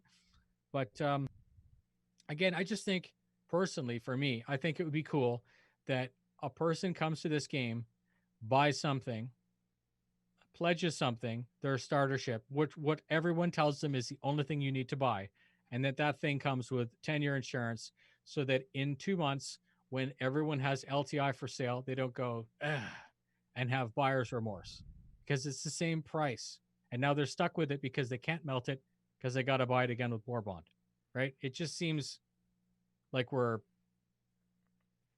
kind of forcing people to buy something, not we're not looking out for the best interest of the citizen, and it doesn't cost anything more for us. It's just pixels, right? Whether Yep. the thing has 10-year or 6-month insurance. Anyways, tangent confirmed. Well, you did touch upon Invictus Week a little bit in that tangent, and I was curious if you've expressed a retrospective yet on Invictus Week. So did it sell ships? Hell's yes. Hell's Right. yes. So let's not sugarcoat this. Yeah. In the middle of a global recession, when there's record unemployment, CIG is able to, obviously, there's nothing wrong with Star Citizens as far as I'm not saying that everyone's fine. I'm just saying that there seems to be a lot of okay. Yeah. It's true. Again, limited ship sales, it's hype, it's fun. It was kind of cool to have like the convention center. This is gonna sound negative, but it's not, because it is cool. You go to the Bavik Convention Center, you walk through, you're like, here's a ship. It's just the atmosphere, right? It's very cool. The fact that they're doing that kind of stuff is nice. The fact that they tried to integrate free fly, kudos to them for trying, like usual. I'll just leave it at that. The fleet arriving, being able to see the scale of the javelin is very cool. Detox and those guys blowing up javelins, hilarious. Wasn't that cool? Awesome. Yeah. Right. Benefit, just overall a fun week. Was it fun every night? No, because you'd go to the convention center and it's a weeknight. Maybe it's Drake. All Drake ships are flight ready. We're familiar with them. It's boring. Nothing new. But then you get, a new thing. Like I think they put out the Kraken. You could see it in a hologram for the first time, right? And again, it was cool. It was good. It definitely achieved what it was supposed to do. Now, did it achieve making people happy? That's the second question. So, did it achieve money? Yes, it achieved money. Did it make people happy? The original backers, I think, generally are so numb to the experience that we already know the workarounds. You got to take out the Nintendo cartridge and blow on it and put it back in. We know how to fix shit. The new player that doesn't have an org, excuse me, that doesn't have an org, doesn't have a manual or anything, gets in and they clip through the floor and they're like, this is bullshit. Or they'll get into their Aurora and they won't be able to do a mission because it doesn't have enough guns or whatever. They approach it with an open mind and they're not successful. They don't understand because it's too complicated. We take it for granted. So you make videos and you make streams and you AMAs and all this other stuff, but we think we're gigantic, but we're not big enough to help everybody. So this is why the first thing I said in my video was, welcome to Star Citizen. You shouldn't do anything but go find an org. Go find an active org and ask for help, because that's the fastest way. Being mentored is the fastest way. You can watch YouTube videos, you can watch people stream. And again, streamers are great too, right? Because you get in there, you're like, hey, how do I buy a ship? They're like, whoa, Tabernacle. You don't buy a ship. You go get your other ship and you get in and you push this button. They're like, I sat here for like 2 hours trying to figure this out. And in seconds, that person has been educated, they're happy, and they're challenged for the next thing, right? Again, it's not for everyone, this whole idea of an alpha. And like I said, it's open development. It's a bit of a new thing, right? I don't think any game is, obviously no game has done 300 million before. That's a no brainer. But I don't think there are many successful games, and we're not there yet. But it's looking more successful, um, that have done it this way, and that's kind of neat. And I'm sure there's all kinds of executives somewhere going, "How the hell did they make $15 million Yeah. now?" Right? So, again, I don't even understand. Did you So that's did you like Invictus overall though? Like, was it cool seeing the Idris and Javelin so of close, or are course, you of course. too desensitized by that? So I remember at the beginning of this stream I told you that I hate spoilers. Yes, I don't want Squadron 42 to go to Evocati because it's just going to be all over everything, that's and true. we'll have Cole's notes on the entire script in triplicate. You know what I mean? The community will tear the ass out of it, and I don't want to wreck it. I was indifferent. Originally, I was hesitant about the Javelin.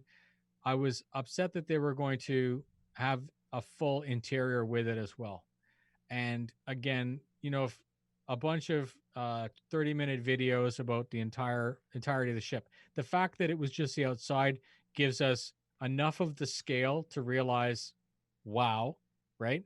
And I don't want to know the inside. And it was cool because people are trying to clip in and there's nothing in the geometry. It's just a shell. Same thing, Idris. After the week, I realized that I never bothered to go look at an Idris because the Javelin's the bigger ship. Totally, I Right? feel the same way. Like, So who I was cares like, about the Idris? right? It's like forget that stuff. Um, I don't think I'm ever gonna be in a position where I want to have a cap ship or bother to go through. Like I said, I like the idea of being a fighter pilot, running cargo, that kind of freelancer kind of idea. We're part of an org. The org is all kinds of everyone in it. There are people that want to run javelins, and kudos for them. And they're like, "Noob, are you going to come be my turret gunner?" I'm like, "Sure, I'll come be your turret gunner. I would like to experience that." Right? But then there's, let's say, 10 people in the org that have javelins. That itself becomes a problem. And again, remember I said no one's holding a gun to your head and saying you must buy a javelin. So this guy buys a javelin because he wants to be good for the org, and he wants to give us the ability. But now we have 10 of them. We only have 200 people, right? It's not there's too many chairs and not enough butts to run these ships. That's true. And Yeah. and then the guy's like, "Well, it's fine because we'll just take turns." But I didn't sign. It's not Javelin Citizen. It's Star Citizen, right? And I want to fly, let's say, escort for the Javelin, or I want to do cargo runs in a Cutlass Black or something. I may not want to. That may not be what I want to do, and it's up to the org. I guess what I'm saying is, my biggest fear as a content creator and as a Star Citizen is that people see their future, not the future. They see what they want, and they make purchases because everyone says, "Oh, it's a pledge." No, it's money. It's real money. They've bought something. Anyways, my concern is disappointment, right? And as long as people are adult enough to realize that they uh, spent $3,000 on a spaceship and the money is gone, as long as they get $3,000 of satisfaction out of it, be that they supported the game and they don't even care about the ship, or that they're going to get 10 years of enjoyment flying the ship with 200 other people in it, and like living, breathing. Again, there's just there's no way to know what we're going to get out of it, right? So that's my biggest concern, and that's where people start to get uh, they feel predatory and they feel like the game is taking advantage of them because they were told something, or maybe they interpreted something wrong that they thought they were going to get out of that ship. But the reality is they should have thought with their brain, not with 10 years from now when they think they're going to do this with the ship. Anyways, again, I feel like I'm getting onto a negative No, kind of I think you're component. fine. It's totally realistic, and I feel exactly the same way. I mean, I'm no lollipop. I mean, I'm a Right. carer, but anyways, but like, how does the ship attachment paradox fit into this? Because you made a video about the ship attachments. With Y- the upgrade system. No, just the fact that people are attached to the game because Oh, they're they invested in take other it too ships. Yeah. personally. How Right. does that, since you've made that video, how do you feel about it now cuz time's So passed? so everyone wants to be Kirk, right? But no one wants to be the guy stoking the engine. And that's the reality, is that everyone wants to be the captain. And the world doesn't work like that. But the game, the store does, right? Because you pledge for the ship and it's yours. You can do whatever you want with it. You can fly it into the sun, or you can get a bunch of AI. Is the ship going to be effective with AI? Is the javelin going to be soloable? No, no, no, no, never. Right. And if it is, that's a broken game, I think, personally, because the purpose of a massively multiplayer game isn't massively AI. I can see having a bunch of turret gunners and stuff like that. But, anyways, we're going to, again, on a tangent. Attachment to the ship. If you think that, if you have an org of 3 people and you want to go buy 70 ships, thinking that when the game launches that you're going to create an org for those people that don't have the ships, and you're going to facilitate that living, breathing community, the problem I see is that there are thousands of orgs like that. And I'm concerned that what people think they're going to get out of their ships may not be what they get out of it. And again, as long as a DLC shouldn't cost $10,000 for a video game. Does that make sense? Yeah. Person who buys the game when it comes out is going to buy their starter. Maybe they go crazy and they make it $150, or maybe they make it a subscription and you don't have to pay the subscription and it's $20 a month and you're playing the game and you love it. How many 20s would a $3,000 ship be, or a $10,000 fleet, right? Again, this is me sounding negative, and this is why I choose to not buy crazy amounts of ships, because I've decided that I don't want to run the risk of being disappointed. Not that I don't think the game's going to be sensational, but when I'm playing the game, you're going to say, "Well, we did it," and I have spent $30,000. Right? What could I have done? Again, buyer's remorse, I guess. And it won't hit you until the game releases, and then you'll be like, "Why do I need 6 Starfares?" I won't take that personal, by the way. But Yeah. yeah, I get you. Okay, please don't, because it's not directed at Captain anyone, Richard. right? You have 6 Starfares? Well, okay, so I'm the quote unquote CEO of Ultimate Energy. So we're a fuel org. So we do Right. fueling. So you do. But so the thing is, though, I'm going to make my point. No problem. The document on fuel, I made a video about it, and I looked at all the statistics about the ships. I listened to Ben Lesnick talk about what the thing is supposed to do. We all saw the videos with the guy who designed it, what he thinks it's going to do, and all this other stuff. But none of that matters. What matters is what the ship can actually do when it's released, just like mining, because mining is pretty close to the document, but the mining document was one of the last documents to be made, and it's one of the first to be put into the game. And even that kind of isn't quite where it is. And then you go look at the Endeavor, right? The Endeavor's a medical ship. It can be. All that has to do with medical gameplay. We know about biometrics, we know about level 1, 2, and 3 beds and all this other stuff, but we didn't know any of that until, let's say, the Apollo came out, because they released a new document. And then if you were to go compare what was said in the past with what the Apollo document is, there's a lot of commonalities. There's a lot of similar themes in there. But whereas one talked about permadeath, the other one talked about waking up in a bed. And you're like, wait a second, what happened to the core fundamental thing of the game, which is permadeath? The point I'm trying to make is, you don't know what fuel is going to be. Hopefully, what we get is fun for you. Hopefully, what we get is what you want to play, right? And I guess I hopefully you can understand that as a sentiment. Absolutely. I'm not actually offended. I have a lot of attachment towards this, but here's the thing is I have a lot of faith in Chris Roberts, and Of course. I don't care. Well, here's okay, so I originally went to school for cooking. I love cooking. I've worked Yeah. at a number of restaurants, and I like providing the fuel for people, you know? So Yep. I don't care what it is. Whatever he comes up with, I'll be okay with, I'm sure. You know what I mean? Is that naive? Am I a naive Canadian? No, you're again, we all get everyone's entitled to get what they want out of the project, right? I want dogfighting. Did I get dogfighting? I did, and then I got a little bit disappointed. Did I sell all my ships and burn everything? No. I have faith, just like you do.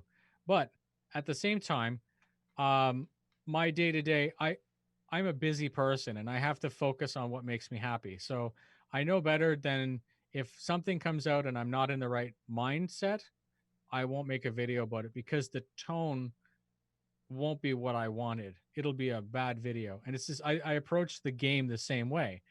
Patch 2.5 was when they started to slow down combat. Did that make me happy? No. I still tested it and I got over it and I played 2.5. 2.6 came out. They started changing cruise mode and all kinds of other stuff. I'm I like, remember I that. don't appreciate where this is going. Yeah. Then they flat out broke racing like 3.0. They broke all of it and they said, "Don't worry, ladies and gentlemen, we got this. We need to add some atmospherics, we need to add some drag, some lift and all this other stuff." And you're like, "That makes sense. I'm going to go, I'm going to do cargo. I'm going to go get a cutlass and I'm going to play cargo for a bit." Not everyone wants to do that. Most of the community scene just dropped. But there are those hardcore guys that are still in there in Arena Commander playing what I consider to be unenjoyable experience. I used to play hours. The members of the org used to just Monday through Friday, even Saturday night, come home from work, eat dinner, and then just play Arena Commander. It was so stupid because you're like, the game is supposed to be so much bigger, but we're playing this little thing. But we always thought that we were playtesting something that was foundational and solid, and then it changed, right? And as soon as it changed, it wasn't what we had. And again, I'm not living in the past. The new flight model is coming out. I'm approaching it with interest, right? Cautious excitement. Because if I didn't know anything of the past and this was the flight model that I flew, that's how I would like to approach it. So clean slate. When 3.10 comes out and I'm able to play it, I'll get into Arena Commander, free fly, nothing. And I'll just try dancing around asteroids and get a sense for, excuse me, how dumpy the ship is or how agile it is in particular things, etc. Again, I choose to do that because that's what I want to do anyways. And then it's great because it's just like you said about the joysticks. I have an opinion on joysticks and I am happy to research and try to formulate information in such a way that I feel that there's clarity and brevity. I'm not wasting people's time. And if people choose to care about my opinion on dogfighting, they're free to go talk to anybody or watch anyone's video or do it themselves. Again, this is where um, I feel that we have a great community, and I'm blessed that people uh, reciprocate and engage in the comments. Because again, I may say something about that, and some guy will get in comments and say, I didn't get that out of that. That's not what I think." And again, then I get perspective and I get uh, better, right?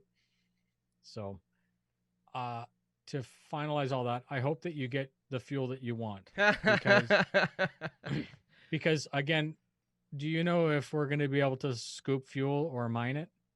Well, I mean, the whole idea of the Starfarer is you fly into a gas giant. The whole thing is designed to survive being in the high pressure of a gas giant. So you should be scooping it. Why Good. else would you go down there, right? So what about Quantanium? I don't know anything about. I listen. I mined Quantanium for the first time today. I try to mine Yeah, at least once every patch, so I don't know nothing. So this is my right. first day today, and it's still boring. I don't know why people do it. I don't care about It's Quantanium. called a grind for a reason. I don't. I But hey, I like doing cargo. That's a grind. right, but then you got to consider fuel, right? Mowing the lawn, basically. You're flying back and forth, I scooping up hope it's hydrogen. that. I hope that's what it is. That sounds like Okay. fun. But it's not. So the miner is like, no, everyone backs the game for a different thing. And you have to respect that. But I think the miners have a better appreciation for what an Orion's going to do because they know what the prospector and the mole's going to do. There are people that may not.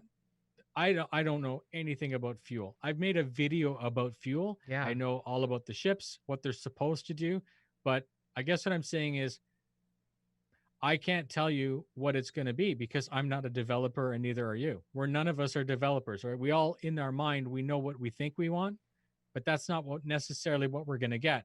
And then you have to be willing to look at what you get and say, I can work with this. This is fun. And the best part about fun is org. Basically, I get more satisfaction out of playing with the team than I do just bumming around and doing stuff. And that's the great thing about the MMO, right? Is the community. So yeah, if you have two starfarers and they're fully loaded and you got like 30 people running fuel and stuff, yes, that sounds like it could be enjoyable. But as long as the people are fun, right? I used to play UO in the olden days. That was my jam, and I used to sell wood in like a bulk commodity. So everywhere I used to go was just chopping wood, and people would make fun of me in the real world, being like, "All you do in this game is chop wood."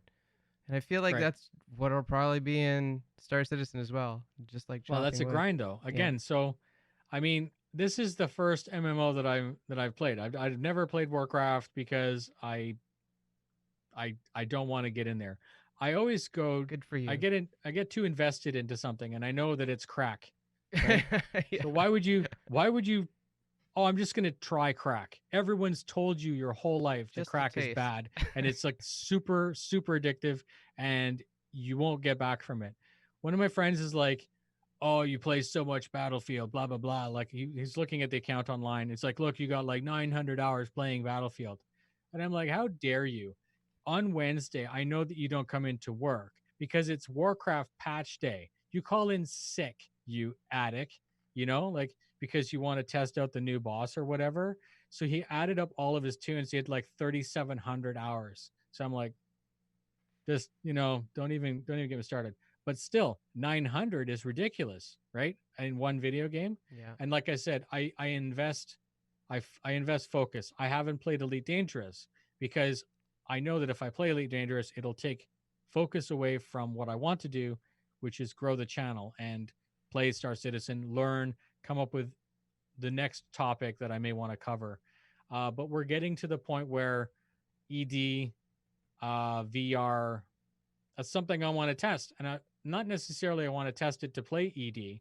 I want to learn, is VR something that I would want in Star Citizen, right? And you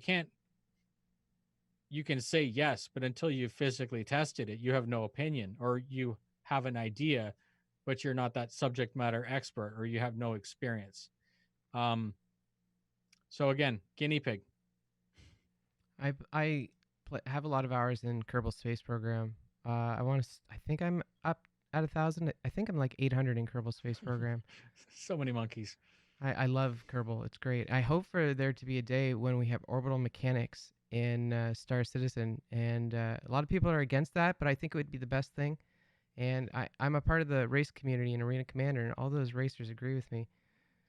So I think the reason I think people are against it isn't necessarily that they think it's a bad idea, but they're worried that, oh shit, now it's another thing that we have to wait for. That's true. Um, Yeah. right. And again, I'm not Chris Roberts, but and again, I don't want Jared's job. I don't want any of their jobs because as much as we can sit here and bitch about how bad of a job they're doing or whatever, I don't want to do their job. I don't want to be put into that responsibility. It's miserable, right?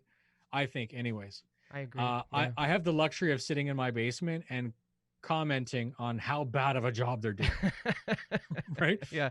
How stupid is that? So again, unless you're in that position, right? Some people love Jared. Some people say I hate him, but you have to respect because he has what I think is a shitty job trying to juggle plates, right?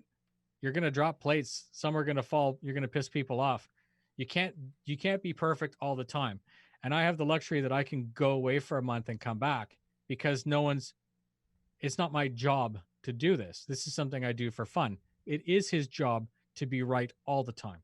And Hmm. that's the shitty thing about being a community manager for a $300 Yeah. million game with 2 million people. No one's happy. Everyone's happy. You don't even, you know what I mean? Yeah. some people love lore. They'll do a lore piece, and people are like, oh my god, this is the best. And then 200 downvotes. Ugh, garbage. I want to know about this. Where's the Squadron 42 video? Fucking cares, right? Another cinematic trailer, another spoiler, right? More hype 2 years before something comes out. Just focus on the game, because if you're making cinematics, you know what I mean? Everyone says, well, it's a different team and stuff like that. But there's disruption, right? It it can't be perfect. And again, marketing should be done. Here I am telling people what to do again, right? So we were just talking about this. It's so entitled.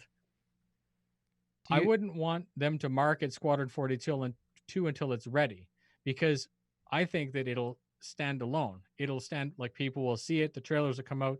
If it's a good game and it's worth people's time, people will gladly spend 50, $60 and play it and enjoy it. And it'll be great for the community. Get this gigantic surge of interest in Star Citizen. But then my fear is people will play that game having no information about the rest of the project, and then it'll go back down to nothing. Or maybe those people don't want to play PU. Maybe they only want to play Squadron 42, which again is fine. Again, I don't want their job, and I'm happy that I can just sit in my basement and make videos. You know. do you remember when Disco Lando was on ISC and he said he doesn't trust people with stand-up desks? Yeah. You remember him saying Yeah. it? Was he talking about you? Because So there was a bunch. There was So I think he was actually talking about the Carrack, because that was the first time that we saw the Carrack. oh, So the Carrack's got right. the second floor. Okay. Um, a lot of people thought he was talking about me. I'm far too tiny of a person in the big scheme of things for him to be thinking. If he's thinking about me, um, no, he shouldn't be thinking about me. I'm nobody, right? Technically, So I would identify as a stand-up desk owner as well, but because I'm like in between places to live right now, I'm just at a seated one. But yeah, I, you saw this thing I have. I don't even have a chair I love in the it. room. I love it. Yeah, It's I actually it's very me, and I'm proud of it. Obviously, like anything, it's iterative, right? And it's all, you can't just come to this point and say this is what I want, because you hadn't gone through all the ass pain of living with something that wasn't optimized. I'd like to So show those photos that you shared before. Is that okay? please, Okay, yeah, yeah, and I'll put that on the main screen here so we get the. sure. And again, if you want, it's also, so that's today. The only difference is you can't see the green screen, which is behind. But yeah, the the funny thing is, because I'm not a streamer, if you look at the middle of the two screens, there's a metal bar with a camera on it. The joke is that I wanted two screens, but as soon as I got the second screen, it created a problem that I don't have a place to put the webcam. So you can actually see where the webcam is. It's on a bar that goes across the top, and the monitors are suspended from the ceiling independent of the lower part. There's actually two things going on. So when you're manipulating the joysticks or the keyboards, the monitors don't make you sick because the monitors aren't bouncing. So you can see the webcam. That's here. Okay. Yep. And then there's the two little lights are also attached to the hanging apparatus, and then there's lights all over the place. Of course, you got to have a cup holder. There's creature I love the comforts. cup holder. I laughed so hard Yeah, when I saw that. yeah. Well, Such because fine there's no engineering. surface, there's no desk, right? I can't Yeah. place something on something. I lost all of my horizontal surfaces when I did this. But the reason, remember, we're talking about optimization. The reason that there is no flat surface in here, and you would say, well, that's stupid because the monitors are here, but the monitors have to be here. But when I'm recording audio, I don't speak like I am speaking now at the monitor. I speak off, and um, having no flat surface means I don't get reverberation. That means that the walls can do what they're supposed to do, which is absorb my sound. Because the whole purpose is when you speak, the microphone picks it up, and then your voice hits the wall and dies. You don't get an echo. And that was the purpose of the room. That, and it was also designed to save my marriage because my wife doesn't have to listen to me at 2 o'clock in the morning, blowing up anything and getting pissed off because I lost 2 hours of work.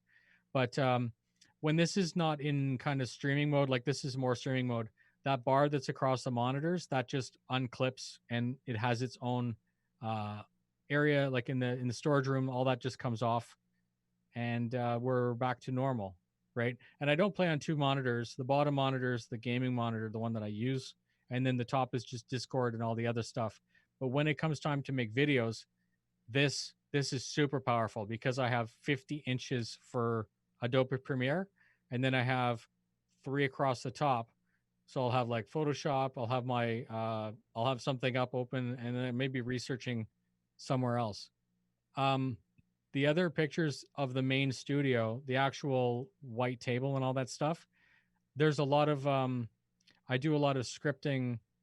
Yeah, so this is so if you stop on that picture there where that flag is on the wall, the door to the left of that flag is this studio that I'm in right now. Okay, I think it's this one And right then here. the door to the right of the flag is the 3D printer room. And then you can see there's a table that's on wheels. That's for photography. It's a white neutral wall with a white neutral table. And again, remember I said everything's optimized so that I can just do work and I don't have to go in a box dumpster diving looking for something. That's actually a casting couch, and that was the joke. My wife said that the studio needs to have a green room, right, for when you become super important, and you're like, yes, please come in and sit and wait. There's a reception desk, which is that L-shaped desk. No one's ever sat there. Like it's a joke, right? It was just it's just a piece of furniture.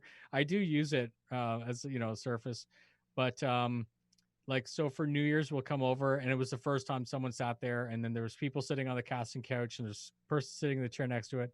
And it was just funny because it's like, you build this room and it has all this quote unquote wasted space, but it was being used. So you're on yeah, so there's a shadow box that's got a black t-shirt in it that's signed by Sandy, Chris, Ben Lesnick, all of them from Sitcon. Captain Richards, if you're still in here, he and I met in 2016. That white table with a laptop, you can see how there's two screens and then there's another TV. All of that, if I'm watching reverse the verse or around the verse, I will sit and I'll do it. I need space, flat surface so that I can take notes or whatever. But yeah, it's again over many years this kind of has blown up. And then you can see the sim rig again purposeful next to the carpeted area which is for sim.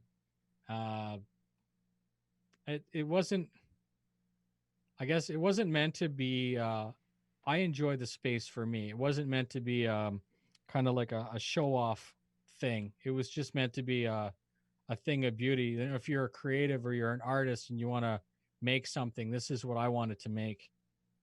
Is the easiest way to describe it. And you got this kind of like a making of this on your YouTube channel as well. You got like a kind of a mini series for this, right? Yeah. So the small room by itself was in an unfinished part of the basement, and I lived with that for a couple of years. And then my wife finally said, "Listen, the basement is we bought it the house secondhand, like most people do. The palette that they chose was super dark, and we never were in the basement. And my wife's like, we should just turn this into a very very bright place. So like I think there's like I don't know, probably 27 pot lights in the ceiling, and then the paint went to white instead of gray. Again, we're getting off on some. Hopefully, this is still all very interesting, but again, it was all done very deliberately, trying to get um, use out of a space, right? And you can see even here where you're looking, this is all iterative. There's a desk and there's standard mounts. And as soon as the monitors were attached to the ceiling, because there's one there where it's just a monitor on the table, I wanted to stack two. And there's no way I can stack two and put them on a table without everything just jiggling all over the place because it's like 100 pounds worth of monitor. So that's when I contacted Monster Tech and I'm like, are you crazy enough to help me? And I told them what I wanted and we came up with this idea. That's the bottom left picture where there's monitors and a table. And then as soon as I realized the only thing the table was doing is holding joysticks, I'm like, I don't even need a table anymore. Right. What table is that, if you mind me asking? So that's an IKEA Jerkin. Okay, yeah, a friend of mine bought It's that one. Didn't do they too don't well. they don't sell them anymore, Oh, they and don't. they're kind of desirable. But that one's had like resurfaced about 6 times. I've had that thing for like a really really long time. Okay. But my desire was to get rid of that flat surface because it was a gigantic reflector, Mm. a sound reflector. As soon as you get rid Mm. of it, um, I noticed immediately the quality in the room was better. And the old adage of recording is shit in is shit out. And Yep. it's the same thing with you're doing Photoshop. If you Yep. start with garbage or like not enough light, you can hit contrast as much as you want, but you'll never polish that turd to look good, right? It'll always look like shit. So um, audio is important. I would record something and I hear the neighbor's dog barking, and I'm like, shit, do I want that? Do I care? And I'm so OCD that I do care, and I need to have it not in the workflow. So what I end up doing is sitting there for 2 hours more than I should trying to fix the audio when all I really needed to do was get some foam and isolate the audio. And when we moved to Ottawa, the studio, I think again, I only had 4,000 subscribers at the time. And there were some very, very mean people that said, Noobifier, you're an idiot. You're spending all this time and money building a studio. You've only got 4,000 subscribers. Who the hell do you think you are? And I'm like, you don't understand. You're missing the point. I know nothing about studios. And I decided that I wanted to build one. And I researched for 3 weeks, looked at everyone. It's like a dog sniffing butts, right? I just sniffed everyone's butt to try to figure out what smelled good. Gross. And then I decided what I wanted to build. I approached a friend of mine who was good with construction, and he's never built a studio before, but I was able to get a little bit back and forth, and we built something. And the joke is, it shouldn't have worked, but it did, because the room, if you look at that, the top down, there's the actual schematic. Yeah. You'll This see one how it's here. built, where you have a room built into a room, and that's Oh, I see. that's literally what the room is like. It's a room in a room, and of course the walls are inert. There's two ceilings.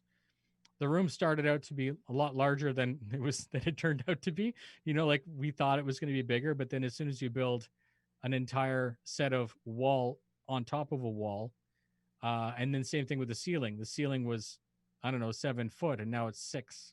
So, but it does exactly what it's supposed to do. And again, we stumbled upon something great. And again, you go onto the audiophile community, the guy's like, "Oh, Noobifier, your room's garbage. It's the wrong orientation. Stevie Wonder could never sing in there, and everything like that." I'm like, I don't care, right? It it's it's fun. That's all. That's the point. Is that it's fun, and now I have a great place to work, and that's the bonus, right? The true investment in myself, right, in the channel. I don't have to worry about it anymore. It's the same thing with that room out there. I don't have to worry about it. I come home from work on Friday, and I know that Jared's about to have his Star Citizen live or whatever. All this shit's set up from the night before. I turn it on. I hit record in this room, so I have some B-roll. I sit and watch live, take notes, and again, the door's closed. I'm able to focus, try to get the best possible, go through and do that. Meanwhile, it's all recorded in the other room on another computer. I read the audio, put some B-roll in the back, intro, outro, boom, publish, and it's up before Star Citizens is up, and that makes me so happy. It's not. I don't do it to be a bastard. I do it because it's a challenge, right? And I'm again nobody. I've got 50,000 and they have 500,000. They are the guys that are making the game, and not everyone wants to watch an hour of it. You should, because it's interesting, but not everyone has the time. And I do have the time because I'm interested in um, a deeper understanding in the game project, and it just so happens at the same time I do what I do in the military, which is take orders, condense them, and give them to the troops. This is something we do at work. So it's not magic, right? It's just part of my job. And it just so happens to be something that some people like. A lot of people hate what I do, but a lot of people like it too. So it's fine, Have right? I guess as long as I like it, it doesn't matter. Have you ever thought about what it would take to like get you out of Star Citizen? Like, at what point would you like, no, this is not right. Throw in the towel. You ever thought about that before? Um, so because I have okay, so I have nothing to lose, right? Everyone's like, well, you put all these millions of hours or whatever into the content. You have all this to lose. You have your basement to lose. You have your studio to lose. Like all of this stuff is for nothing. But people don't understand that none of this shit was done for Star Citizen. All of this shit done was done for me because I get value out of it. And at the end of the day, if I died tomorrow, they would take apart some walls and then the basement would still be really, really pretty. It doesn't have to be a studio, it's just a pretty basement. This might turn out to be some kind of weird yoga room that's super quiet. I don't know.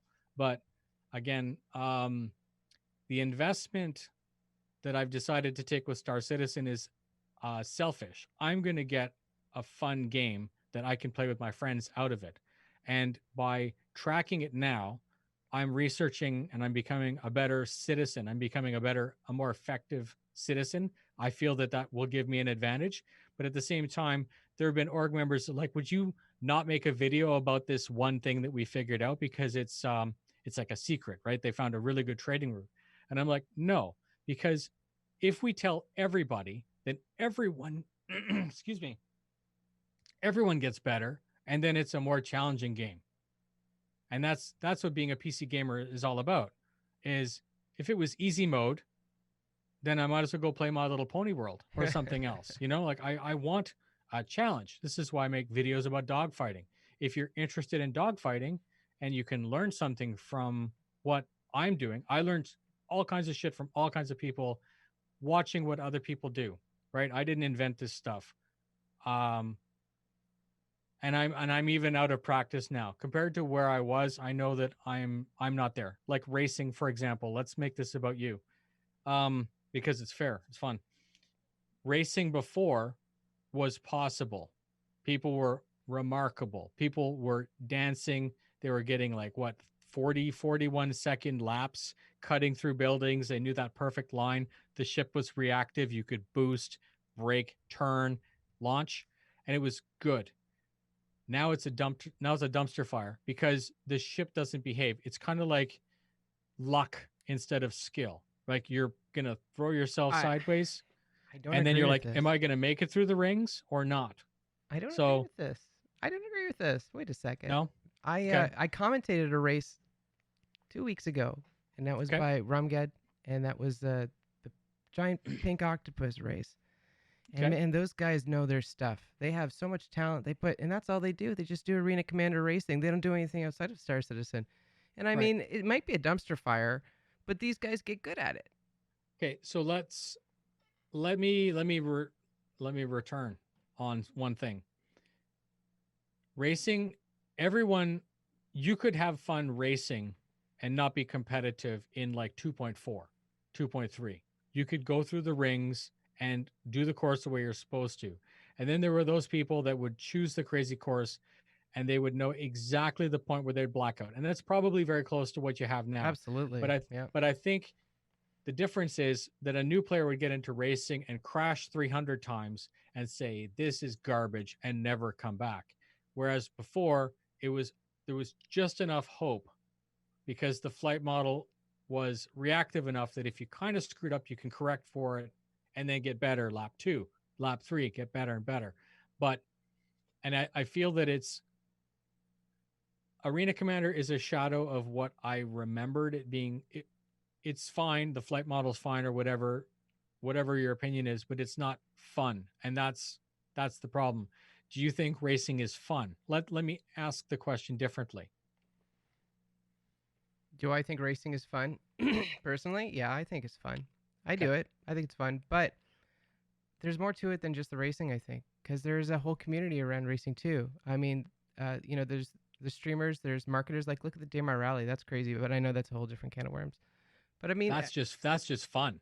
the biggest problem that we have in our races is the network. So on like we held an event in January and the network, no way, just couldn't. None of the timers were working. We couldn't do anything. This or last Saturday, we only did best lap time. We couldn't do the whole circuit, but um, Rumged was starting people the lap before. So they'd actually start, we were in Old Vanderbilt, they'd start at the top of the hill, and that's when it Yep. actually would start. So we're Okay. preventing the desync by like doing 3/4 of the race already. That's Right. just the network. I think that's the big problem. Yep. I'm gonna. I don't know. Realism I does guess. not equal fun. I guess the point. I guess the point is. I used to really like racing, and it's not that I gave up. Like you're at to go full circle and come back. At what point is Noobifier going to give up on the game? Noobifier is going to ride the game out until it's successful or it blows up. One or the other. I don't care. I think many of us, it's more of a spectacle at this point, right? It's true. It's like driving by a car on fire. You're going to stop and look at it. Um so not saying that the game is a car on fire. It's a bad analogy, but No right? comment. But um I'm already here. I have too much invested into the game, and I'm curious to see the process, right? I'm hopeful that the game ends up being something truly remarkable, something that I would love to play all the time. And again, that's a common wish that I have for everyone. There will be people. Some of the people in the dogfighting community are wanted X-wing versus Tie Fighter, and that's what they paid for. And again, that's valid, and they should be upset because they didn't get. We had what we thought was something great, and then it's changed, right? It's not what it was. It seems to have gone down, but the problem is what I need to sit back and realize as a content creator is perspective. And I'm not saying that I'm happy with the flight model, but I understand the benefit of making something that's easy to use for the masses, right? I want there to be balance between my fun and the ease of use. And that, again, I don't envy David Colson's job because the Noobifier flight model would just piss everyone off, right? And your flight model would just piss everyone Mine off. It's definitely would. Yes. there's no there's no right answer with this. There's just the flight model, and that's the approach I'm trying to take. You can be skillful in racing um, a tricycle or a motorcycle. You just have to understand the physics and understand what makes you faster and what makes you competitive, right? And I'm not saying that that's Arena Commander is going to be a tricycle. It's in a gamer's nature to take what you're given and game it Yes. and That is and true. work it. So, but that doesn't mean it'll be fun, right? Because mowing the lawn isn't fun.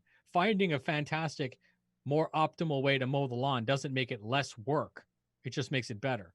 So that's my concern is that when it's all said and done, there may be a fantastic flight model that I can learn and be good with.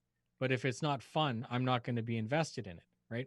And again, that's why I don't envy the developer's job because there's no right answer because 2 million people have an opinion.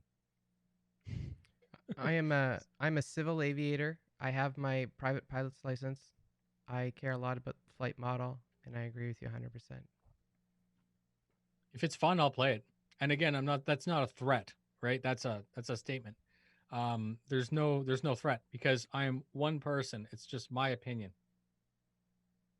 So, anyways, again, cautiously optimistic.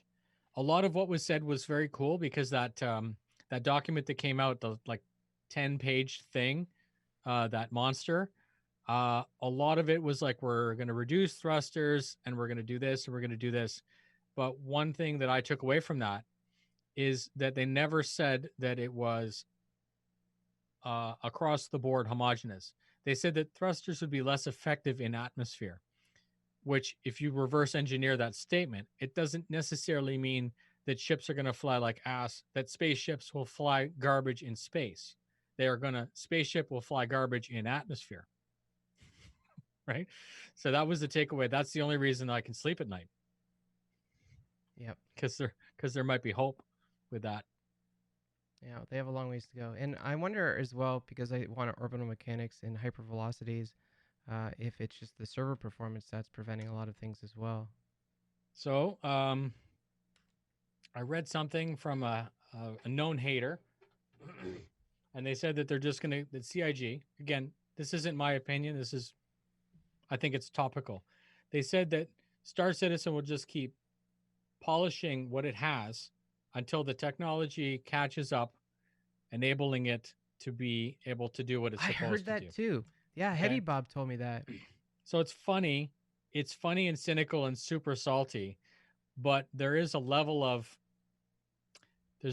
feasibility in it, and I'm not saying that I think that that's what they're purposefully doing it, but if you were looking at it from the outside, you're like Connie version 1. Now we have Connie version 2, and on the last Jesus, on the last Inside Star Citizen, there were, or Star Citizen Live, one of the questions like, when can we get a refactor on the Connie?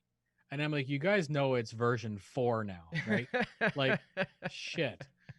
So, do we need another M50? That was a strange thing too, wasn't it? I wonder why they did that. I don't know. Well, no, because it's not as pretty as it used to be. The M50 used to be the prettiest, most detailed whatever. And then they started to work on the Gladius, the new cockpit and everything. The M50's never had any love. The only thing they've ever done to the M50 is they added wax to it. If you go back in 2005, the engine wasn't able to give it a shine, and around, sorry, not 2005, 2.5, fucking 2005. And then they added a new texture to it, and I'm like, wow, this thing looks like someone polished it. It still has like micro cracks and everything, but again, the point is, you get in there and you're like, this is like next level video game. And then they come out with the Saber, and you're like, that really looks good. And then something else doesn't look good, and they got to bring this one up. You go look at some of the brand new ships, and again, we just talked about this. You look at the enemy ships, right? You go look at the glaive, the original glaive. You're like, that is the coolest thing with this, all the wings and shit that move. And then you look at the new one, it's like, that's better. And then you're like, do I need it? Does that make the game better? It doesn't help development, but the thing is that everyone's stovepiped into their little things, and that is most definitely part of Squadron 42. So I'll give them the gimme, right? They can have the new glaive, and I need to get one now. Super pretty, but I won't buy it. I'll wait till I get referrals or something. I think it's a referral goal. I'll focus on that instead. So well, I'm not going anywhere, to answer your question. Yeah, you're in it for the long haul. Got nothing to lose, right? You just got a new website, so you're definitely here for the long haul. So the website's funny because the point is traffic, right? You could make as many. You could have as many eggs at the side of the road trying to sell, and if you don't have a sign telling people what you're selling, people just drive right by, or they'll never see you. So the whole point of the website was a couple things. One, I wanted to own Noobifier.com so that no one else could take it. I wanted to own the Noobifier, and I wanted to own the Noobifier 1337. And if you own those domains, they're stupid because unless you point them at something, they don't have a purpose. So then I, again, wanted to build up a website, and I'm hoping that it's just one more way. It's supposed to be positive for the channel. If you're interested about me as a YouTuber, as a person, you can go see a little bit behind the scenes. You can see there's a lot of very private, intimate things like what my basement looks like. It's not the first time it's been on the internet, so it doesn't matter. But it maybe you're curious about becoming a YouTuber, or maybe you just want to see how I built the basement so that you can take some ideas and integrate them into your own. So that's what that's about, and it's supposed to help SEO. So when you type in Star Citizen or you type in Noobifier, boom, there's more ways that people can find the channel and the content. So cool. Well, I linked it. It was fun. It was fun. Yeah. So I linked it in chat there so people can go check it out. What else? What else you got cooking? Anything else coming up new for Noobifier? We can look forward to. So I mean, COVID, right? COVID. So COVID. Canadian Armed Forces is not necessary. We're still very active, but the order is if you don't need to, if you can do your job not from work, then that's the desired end state. So without knowing when we're going to basically get relief in place, when we're going to get when it's going to no longer be a threat, we have this very, very long plan. So busy during the day doing work. And then I do find it nice though, because you can't do work all the time. Your brain, you're, you're working from home. So there's no 4 o'clock where you know that you need to leave. And sometimes you don't switch off. So I do find that working on YouTube and all the other things that occupy my brain keep me more sane, because it is. I'm not complaining. I'm okay, and I know there are a lot of people that are really hurting. That people that don't have a job, or you know, or worse, have had lost family members because of this stupid stuff. But that's one thing. You notice in there, I've got some whiteboards. On one of the whiteboards, I want to continue the history series of videos. So I want to talk about, like, I did Freelancer and Cutlass. So 300 series is an interesting one because that's an old video. Obviously, Aurora is kind of limited, but there were some refactors, and I can talk about Operation Pitchfork, Yes, I was gonna because say, there's, please bring you that know, up. so again, you could talk about a ship series like this, or you can go very, very wide with your search, throw the net out and see what you get. So Operation Pitchfork will be there for sure. If you watch the Freelancer one, you'll notice that the first 2 minutes of it was just talking about Chris's game Freelancer, Yeah, having nothing to do with the ship itself. yeah, And the reason I thought it was important is because he obviously chose the name Freelancer because it's personal to him, right? And it makes sense. He's an emotional guy. You can tell he is because of how he runs his company, Roberts Space Industries, like it was mini Elon, right? yep. Someone's going to launch rockets, someone's going to launch JPEGs. Whatever. I wish Same that wasn't thing, a joke. right? I don't know. No hate. It's funny. No salt.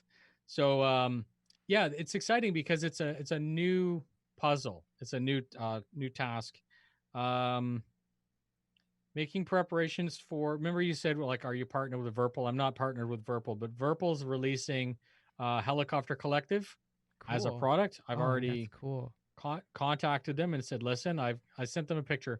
So it's not in any of the pictures, but there's a second sim rig full that has pedals, helicopter collective, and cyclic. It's all done up, and I play DCS in it, but it's on wheels, and it wheels in and out as you need it. Um, the the point the point is, if Verpal has a new product, I can show them. Once again, we have a good working relationship back and forth. Hopefully it is. Hopefully I haven't pissed anyone off. They have a new product, and I'm like, I would love to test it. And it's always important to demonstrate to someone that you don't just want free stuff. Because if all I wanted to do is free stuff, then that's not going to help anyone. But I can show them that I have aptitude, and I can talk the talk and try to evaluate whether or not something is good based on experience as a user. So it looks like when it's not nowhere near prototype right now, or it's still in prototype, but I'm hopeful that I'll get my hands on that, and that might set off an entire series of videos. VR helicopter and DCS is something that I have never touched on before, and as simulation enthusiasts, maybe I don't know, maybe 1% of the community will give a shit. So that's that. I'll have fun, and that's, again, sounds selfish, but that's the point. That's the drive. What else? I don't have my whiteboard with me.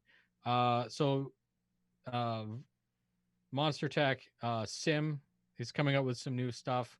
The ship series. Oh shit! This is one I wanted to do.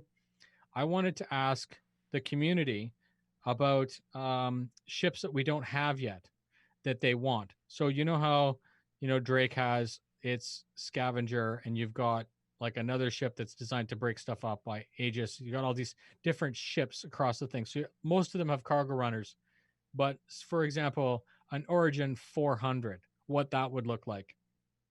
It's got the 300, which is basically like a pickup truck. Now it is. It used to be a sports car, but now it's a pickup truck. What does the cube truck look like, right? What's the direct competitor for the Cutlass Black in Origin? how would that work? So not necessarily a history video, but that I go onto Twitter and I say, give me your ideas, and then I take those ideas and I kind of flesh them out a bit and say, here are here are this week's 4 ships that I've decided to talk about. And I'm not, again, I don't want CIG to make more ships. That's not the point. It's literally just for the sake of discussion. Because if one of those ships turns out to be a real gem, maybe they won't release the ship, but they may incorporate some of the functionality into a rework for another ship. Anyways, you can understand.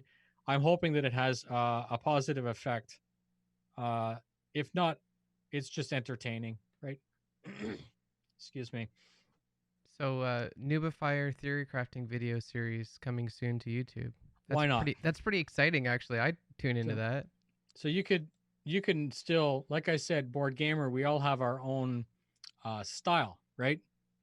And again, he and I can talk about the same thing, and we can both be right.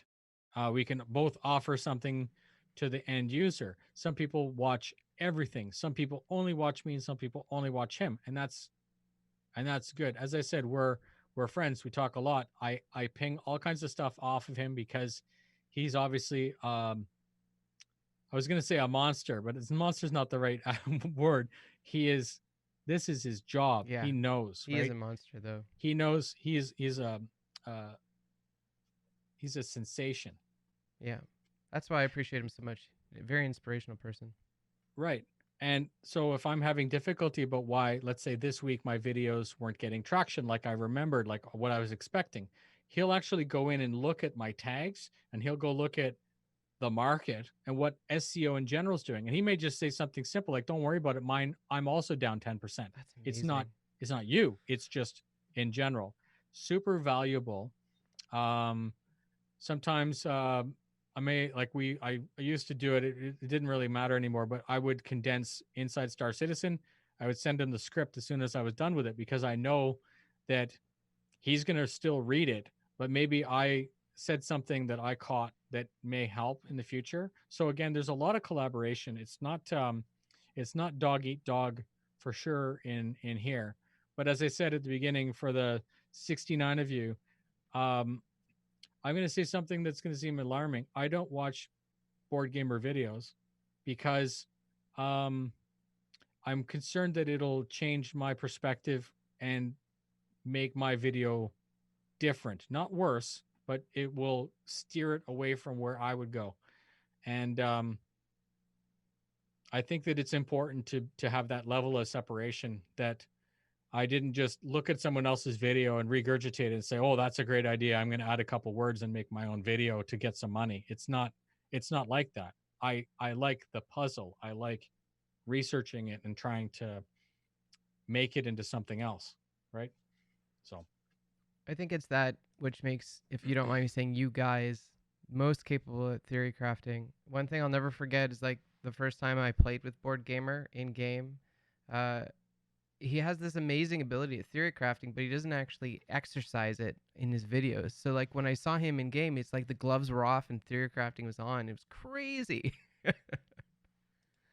no, like I said, he's a monster, right?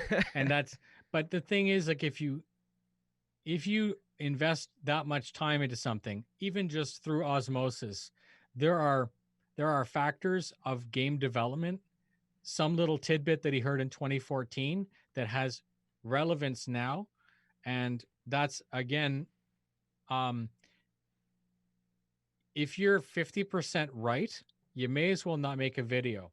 And I learned that the first couple videos I made, I did a lot of what I thought, but I was still a new citizen, right? I didn't understand all of it. So I said something that was incorrect and it was corrected in chat. And I'm like, damn it, I should really take this video down.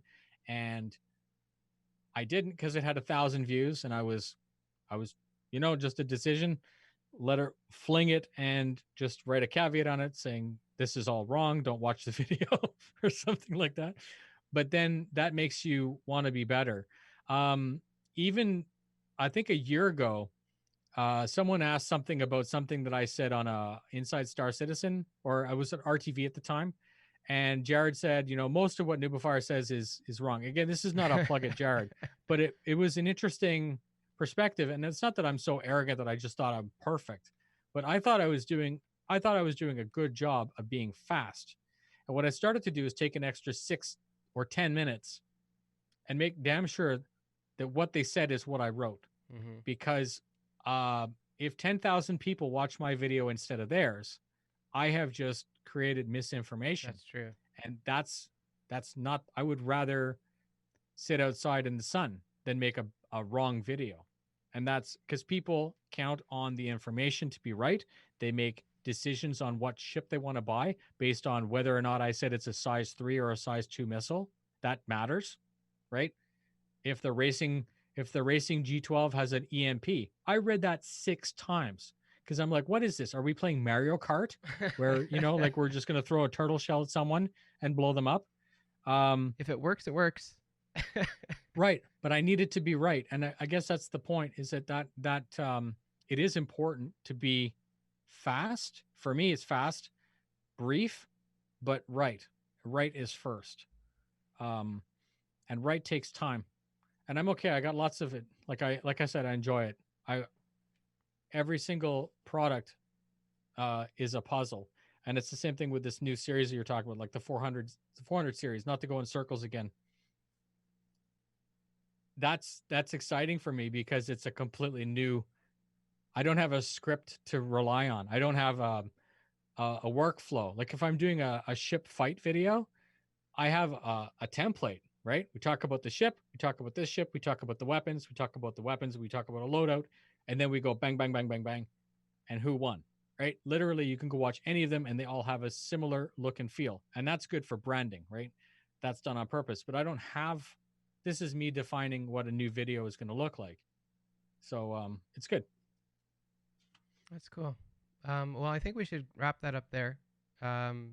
Is there any other icing for the cake that you'd like to maybe throw on that? Yeah. Yeah. If the 70 something that are here, excuse me, I need a drink, haven't yet entered the contest, because as you guys may or may not know, Valkyrie, BMM, Cutlass Black, and an Avenger Titan are being given away when the channel hits 55,300. And judging by the way the iPad has been going, that may be tomorrow. Let me see. We are at 55,200. So I set a goal on the last contest that at 55,300 the contest stops. Normally it goes for like half a month.